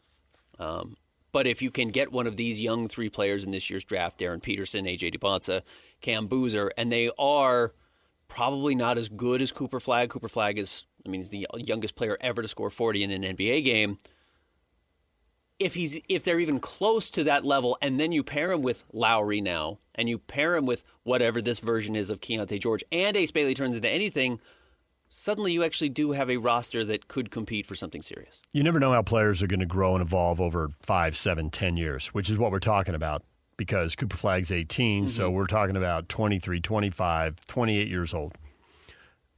We don't know how that's going to work out. The thing Cooper Flagg did and why he's a cut above these guys until they prove otherwise, the fact that he got picked to go, before he even played in college, to go with that U.S. select team and go against the All-Stars who are the U.S. Olympic team. So you're in like dream team territory here, and you're so good that the guys who are going to be Olympians are like, oh, that dude's really good. Wow. Yeah. Now, maybe DeBonsa will end up, or Boozer or whoever, Peterson will end up being better. Maybe they'll go to more All-Star games and win more championships. Maybe. Yeah. But right now, I don't think there's higher praise. You go into that setting. You're on the select team going against the core of the U.S. Olympic team, and they come out going, that guy's a real deal. They got every reason not to say that. When Shaq was coming up, they froze him out of an All-Star game. Yeah. Jordan, like the best of the best. Number of people Kobe ticked off when he was young. Yeah. Yeah. These guys are sitting on 4, 5, 6 championships. Cooper's the best American prospect since LeBron. Yeah. And has actually lived up to it on the floor. And, Zion had his moments, and there have been good players. But what we've actually seen in his NBA career, Cooper's the best we've seen in over 20 years. It's amazing. He's going to be as good as advertised. Again, to go back to the point of he is justifying why teams tank. The ironic thing is that the Mavericks got him without tanking. The teams that tanked for him didn't get him. And now a lot of those teams are tanking for a second season in hopes of repeating the process to get the guy, having just been bitten by the snake that they carried. Well, there you go. Awesome. And now the NBA's got to sell a league where somewhere between a quarter and a third of the teams aren't even trying to win. And look, here's the weird part for the Jazz. Suddenly, this question has been, we know Lauri Markkanen's not number one on a good team. Or a great team, we should say. Good team, maybe. Number one on a great team, he's not. He's never won at a high level. He's never made the playoffs before. Jazz have given him the ball a lot. He can score 25 points a game. It doesn't necessarily translate to winning. Keontae George suddenly is putting himself in the conversation where if by the end of the season he's better than Lowry, you've achieved your goal, was to find somebody better than Lowry to put on your team. But is he... And even if he isn't better than Lowry, just to have someone who's in the neighborhood makes it so much harder to defend, and it's why the tank is so attractive. Imagine you've got someone who was a legit top 10 talent. Asking a guy Keontae's size to be that kind of player, that is a big ask. It is. It doesn't happen very often in the NBA. Track Donovan Mitchell's career, what he's going through, what he's about to go through. It is really hard when you are under 6'6". Yes. Now, that doesn't mean you can't do it. I know Steph Curry's out there. It can be done. But under 6'6" in the NBA, super hard to be an elite player. Absolutely. But now that you've got those two guys, if you could still add that third, now all of a sudden you're really cooking with something. You really have a design of a roster that can win. I don't want to say at the highest levels because Oklahoma City and Victor Wembanyama exist on the planet, but you're far closer than maybe you even were with Rudy Gobert and Donovan Mitchell because they never truly had the third guy. All right, when we come back, get you updated on everything you missed in this show. A couple of football coaching stories brewing. We're waiting to see how they play out. It is too early to know, but they are intriguing, and we will get to them next. Stay with us. Whirls around and down. 97.5, the KSL Sports Zone is your exclusive home of the Utah Jazz. And we want to send you to the Delta Center to see the Jazz in action. Listen every Tuesday for the Jazz Ticket Tuesday Sounder at 30 past the hour, every hour, all day long. And if you're caller number 12, you'll be on your way to an upcoming game. Buy one, you'll get one free. It's Jazz Ticket Tuesday, every Tuesday throughout the NBA season on your radio home for the Utah Jazz. 97.5, the KSL Sports Zone. Slacker Ready Headlines brought to you by Trajan Wealth. Call Trajan Wealth today, your local trusted financial fiduciary. Call them at 801-210-6800 or visit their website at trajanwealth.com. We spent a lot of time talking about the Utah Jazz this morning. They have won 4 of the last 6 games. They are looking better. They won 5 out of 8, even though they're trying to tank, running some of the lineups out there that they're running. It's like, well, that's not your best lineup. Huh? What would that mean? Yeah.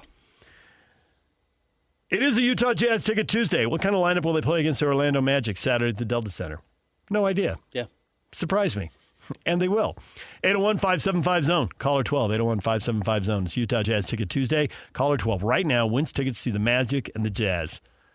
Date night, and I said date night, and then I want to check, is it a night game? Because they've started playing a few weekend matinees.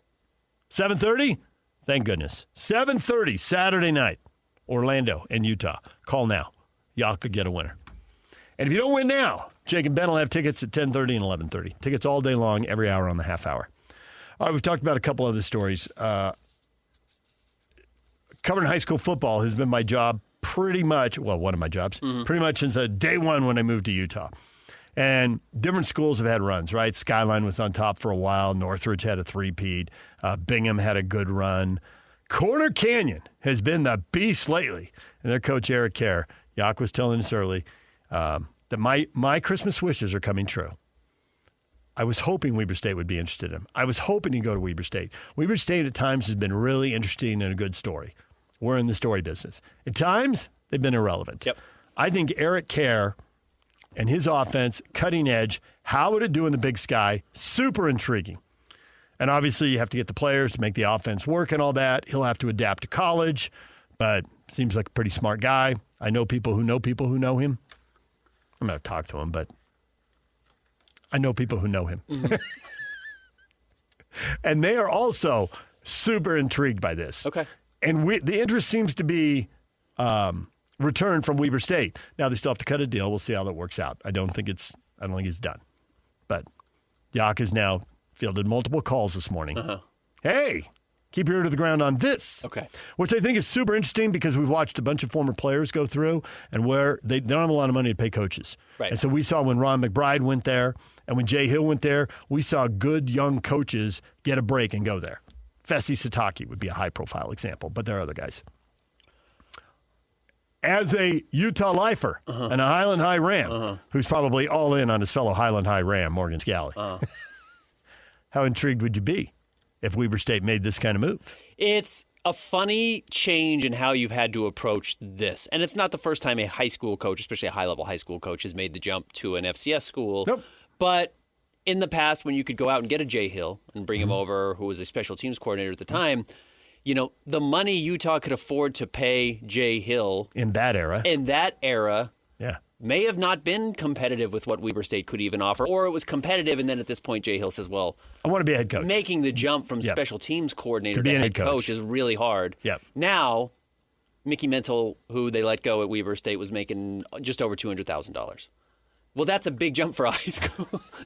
That is a jump for a high school coach. It's a pretty healthy number if you can give him something similar. Right.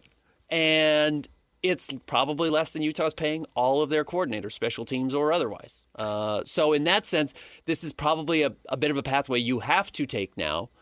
But as we have seen over and over and over, and I don't want to say it's not possible, but it is really difficult to hire outsiders in the state of Utah, especially outsiders in the state of Utah where Weber State, and I love Weber State, fiance went to Weber State, I love the city of Ogden, I was there yesterday, is outside of Utah. I mean, it's outside of where football is played locally. You know, Ogden High School doesn't put kids in the NFL. Everywhere from Salt Lake City, including Highland High School, south puts kids in the NFL. East has kids in the NFL. West has put kids in the NFL. Highland, and then further south, and you get to Corner Canyon. Davis and Weber County, not so much. Alta, though, you get kids to go to the NFL. Yep. So it's hard to win at Weber State. It's not impossible. Jay Hill proved that, but I think it's hard to find somebody outside of this circle that knows how to win. So I think hiring somebody internally without trying to pick the pocket of one of our local universities is a good approach. I think it's interesting. It's intriguing, and we'll see if he's able to do this. If he ends up being the higher, that's an interesting point course. about the Utah Lifers. Dave Arslanian was at Weber State a long time, had an NCAA tournament team, I want to say around like 87. Maybe he had two. He might have had one in the early 90s. And then Ron McBride had his 5-year run there, and he went to the NCAA tournament. And then Jay Hill was making a living in the NCAA tournament year after year, and with some deep runs, semifinal. That is interesting about, and we've talked about you have to have your guy in general in the state of Utah. Coaches have come in and done well, but they don't tend to stay. Right. Majerus was the exception. Utah State has had multiple coaches come in and take their team to the NCAA basketball tournament and then take off.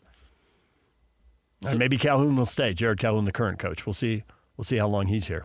But if you can find somebody who can win, I do think you can win at Weber State. And look, it is a good job. If you can win there, you can jump to $1 million coordinator job, as Jay Hill has proven. So it should be very appetizing. If you are a high school coach who wants to make the jump, and I would totally understand why you'd want to make the jump. And look, he's won. He's done remarkable things. I mean, how many NFL players has he coached by himself? Ton. Yeah, I don't know. I don't know what the number would be. Yeah. It's crazy. It's turned into one of the most respected high school programs, and he definitely not in Utah, in the country. Well, he's had quarterbacks sent his way by an out-of-state school with an out-of-state high school kid. So I like the idea, and you know what? It appears it's a done deal. By the way, now it's done. Yeah, seeing out of the Standard Examiner up there in Ogden announcing that Eric Kerr has been hired as Weber State's head coach. Bang! There it is. Very cool. I like it. Well, congrats. That's exciting. All right, can't wait to see him put his staff together. Yep, that'll be obviously very curious to who he adds with him up there in Ogden. Because to your point, Ben, you need guys who can recruit this state. Yep. Well, he's a good head of the spear. Yes, absolutely. He knows the high school scene as well as anybody. Yeah. And then there's Kyle Whittingham. We had the poll question up, and what should he do? And the overwhelming leader is be a grandpa, ski and golf. Nothing wrong with that if that's what he wants. But talking to a friend of his last night, they're like, this guy loves to solve puzzles. He does crossword puzzles on the Stairmaster. His brain's always going. He is not. There are older coaches who are worn out by NIL and worn out by the transfer portal. And they said, make no mistake, he is not worn out by NIL and the transfer portal and his chronological age. They wouldn't guarantee what he would do. But it's out there. He would have resources at Michigan that he's never had, never gotten close to at Utah. Fact. He would have a fan base at Michigan, as diehard as Utah fans are. That is unlike anything. Michigan is generational way that Utah isn't either. He's coached there. He knows what that looks like. He's walked down on the field at the big house. He's won there. Should he go out and go, hey, I was 3-1 at Utah against Michigan. And the one loss was when he was defensive coordinator. He wasn't head coach. What I would hope Witt doesn't walk into, if this were to happen, is a guy whose entire responsibility is to clean up a broken program only to get replaced by the time the ship has been stabilized. I don't think college football moves at that pace anymore. It may not. They're 9-3. They're coming off a 9-3 season. They got a freshman quarterback to look good. Who there will be a lot of people, if he's in the transfer portal, there'll be a lot of people interested. And right now, he seems to be in the wait-and-see mode. I also hope Witt is not used as a leverage point in negotiations for another coach, which I think is very easy to do if you don't actually have interest in hiring the 64-year-old? 66-year-old. 66-year-old? But the future is now at Michigan. But you want to hire... And he's coming off 10-2 at Utah. Kalen DeBoer or Jed Fish or whoever these names are that are floating out there, and you say... DeBoer is allegedly off the table, although I was also told no one is ever off the table. But he did just sign an extension, apparently, and say, I'm not doing it. But Michigan can, if they wanted to, float Kyle Whittingham's name. Fly him out. Say, look at this piece. It's been floated. Yeah, absolutely. Yes. Look at this piece. Look at this guy. Right. We think this is a great option. Right. So if you want the job, you better say yes now, Jed Fish, Kalen DeBoer, or whoever. I thought Fish sounded like a good fit. He was there for 2 years, widely liked. He built a program at Arizona. They were down. He made them a lot better. He went to Washington. They lost everybody. I mean, yeah, they were coming off this great season, but they didn't have anybody back. Right. And in 2 years, he's built it up. Right. And he didn't bring Ted McMillan and Noah like with him. Right. He didn't bring a star receiver and star quarterback, although he did bring many other parts of the roster. Yeah. To me, he seemed like the fit. Dillingham seems so invested at ASU, but if Dillingham thinks there just isn't the money here, then he needs to stay ahead of the posse. And just got burned by losing his quarterback, probably in part for that reason. So, yes. And what I would hate to see is Witt dangled as the, hey, you're a hot coach now, DeBoer, Fish, Dillingham, whoever. I don't know what you're going to look like in 2 years, and we're going to be happy to have Witt here for the next 24 months. Now, it's not going to be longer than that, but we're happy to have that, and we don't know if your name's going to be on the docket 2 years from now for us. So if you do want the job, I guess you better take it now. Otherwise, we'll go with Whittingham, and then we'll see who's in the hot cycle, 2 years from now. That's what I also hope doesn't happen, because I think Witt deserves better than that. I haven't heard your take, because for Morgan, your fellow Highland High Ram, famous Rams. Go Rams. Could you do that for the camera again? We're on YouTube. I would be lying if I knew that this is actually what it was, or that I knew the fight song. I don't know the fight song. I've never learned a fight song. You just made that up? I think, I saw kids doing this. No, I went to one high school basketball game. It was called Freak East, and East High School would come in, and all the kids would dress up in black or costumes or whatever. And I was like, oh, this is kind of fun. This is kind of cool. And then I never went back. It's so hardcore. Yeah, I was just not a very good high school kid. You were saying famous Highland alum. Famous Highland alum Morgan Scally. How is this private equity deal going to work? Because I just have this sense, and I think PK has it, and I think Yak has it too, like it's escalating, and it's going to get harder for the Utes to keep up if something doesn't happen. And so when we heard the quotes after they did this deal, well, there's a risk in not doing the deal. Sure. Yes, there is. And there's a risk in doing this deal. Yes, there is. But, the AD and the president have decided to make the jump.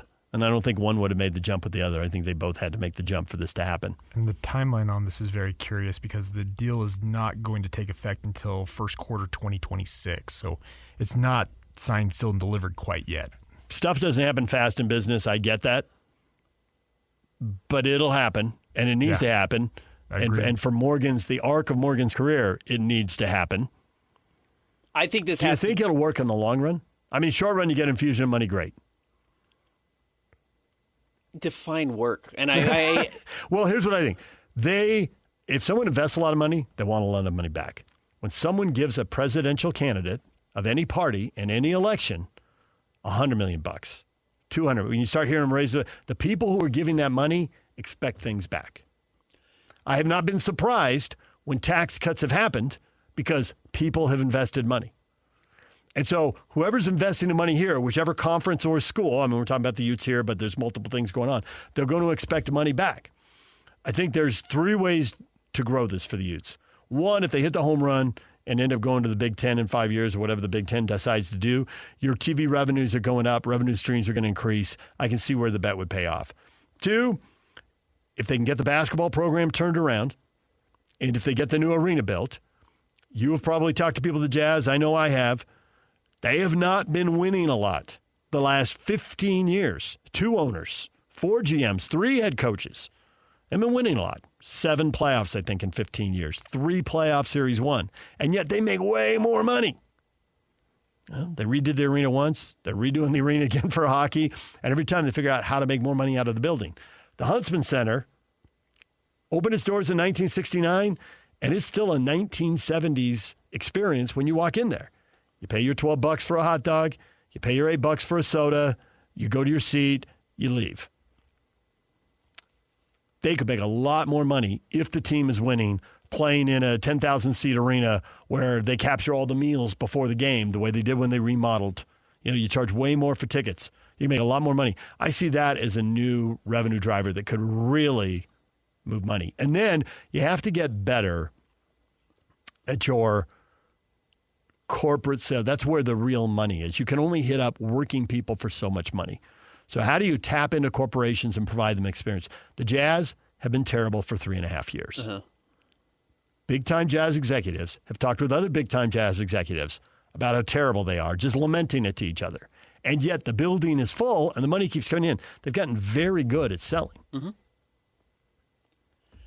So there's three ways I think this pay off where you do invest a lot of money, but you end up making a lot of money in the long run, and the school gets the money it needs, and the devil's in the details. We haven't seen it yet. We don't know what Ocho is getting back or when they're getting it back or if they get it back first, no matter what.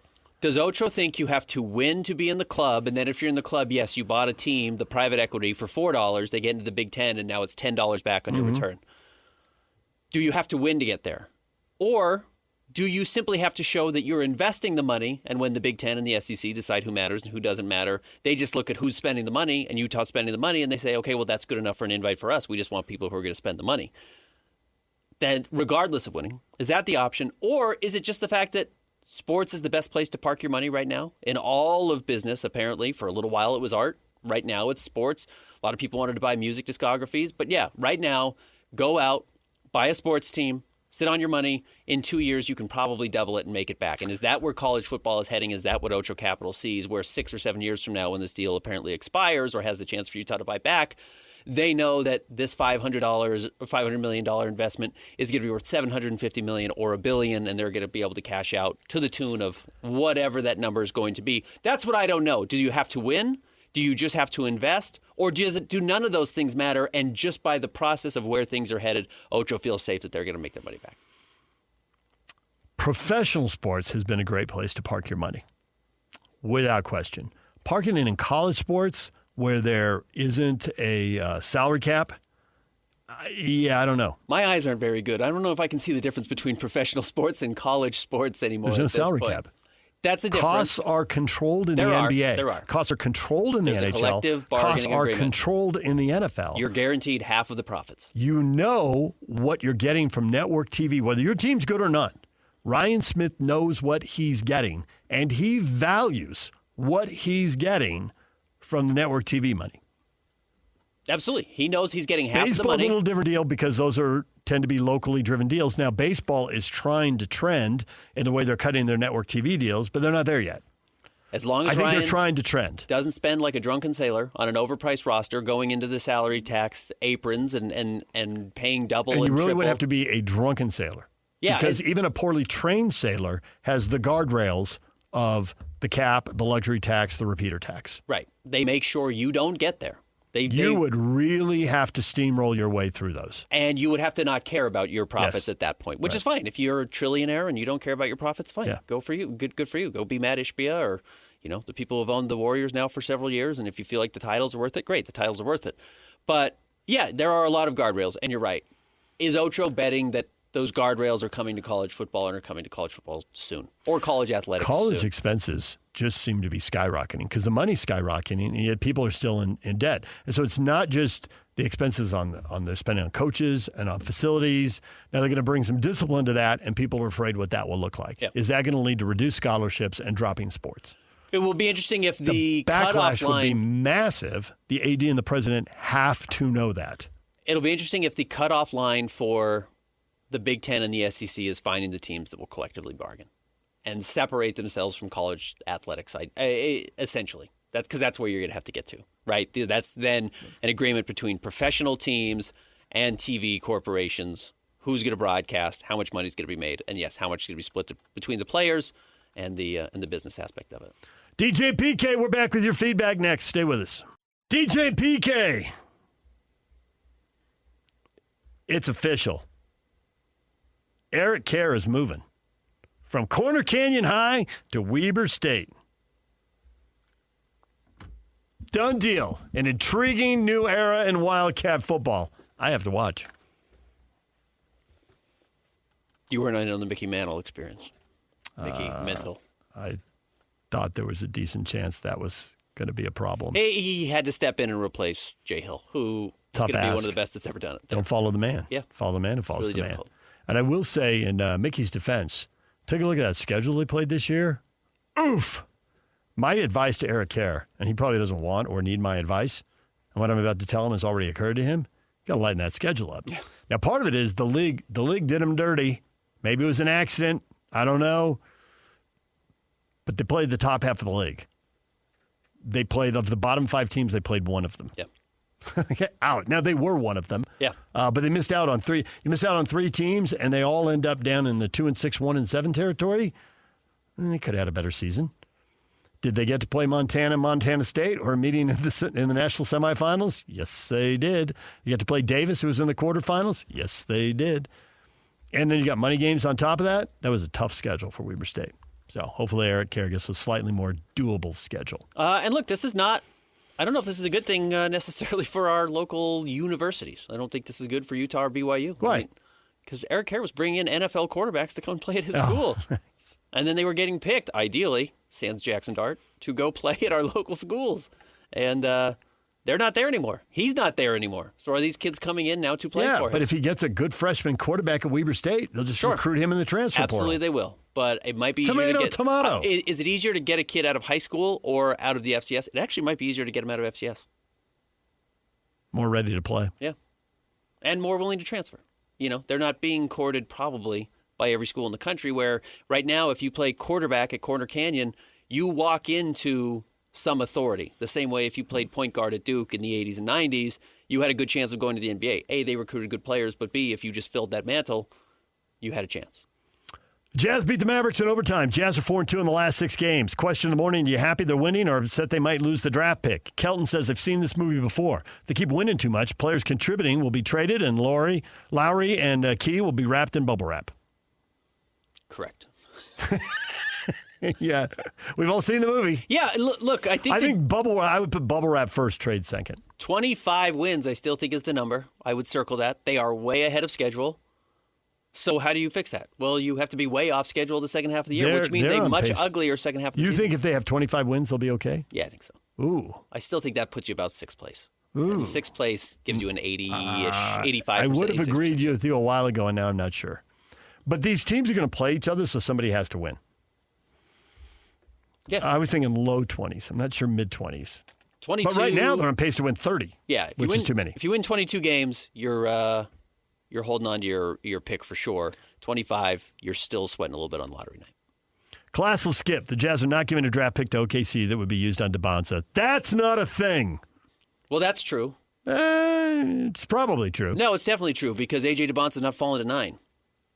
If the Jazz are giving up their pick, it's 9 it's or not later. the lottery odds. Right. If the Jazz have the 11th best record and they get lucky and move up, then they keep the pick. Yeah. It's not based on where they are the record. It's based on where they are after the draft lottery. The truth is, yes, if the Jazz give up their pick... So OKC will not get DeBonza based on the Jazz pick. is drafting a player who Jazz fans have not heard of right now. With all due respect, who's the 10th guy in this draft? We don't know. We don't know. We don't know. Somebody is going to make that jump. They probably don't know. They have a rough board. They do have a rough board. They don't know who's going to be there at 9 or 10. No. So that is somewhat the redeeming factor. If you want to push for it, look, the Jazz right now in the play-in, if it were to start today, if you want to push for it and you think you could make the playoffs as the 8th seed, fine, you're giving the 16th overall pick to the Oklahoma City Thunder. That's actually not that painful, nor would the 16th pick likely change the outcome of the Jazz's future if that's the pick you end up giving up.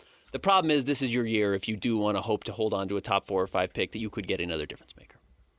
And that is the thing, because they can rise to the middle pretty quickly, but they could also get stuck in the middle pretty easily. And what they've committed to over the last 3 years is they recognized or they decided that the pain of being in the middle is worse than 5 years of the pain of being at the bottom if the payoff is winning on the back end. That was the decision they made when they traded Rudy and Donovan. It's easy to forget pain. We're trained to forget pain and not get trapped in that trauma. So you forget it, and your current pain, which is losing, starts to feel worse than you remembered what it felt like to be stuck in the middle. Jake will join your favorite therapist, mental health professional Ben Anderson, next, right after the break, right here on The Zone.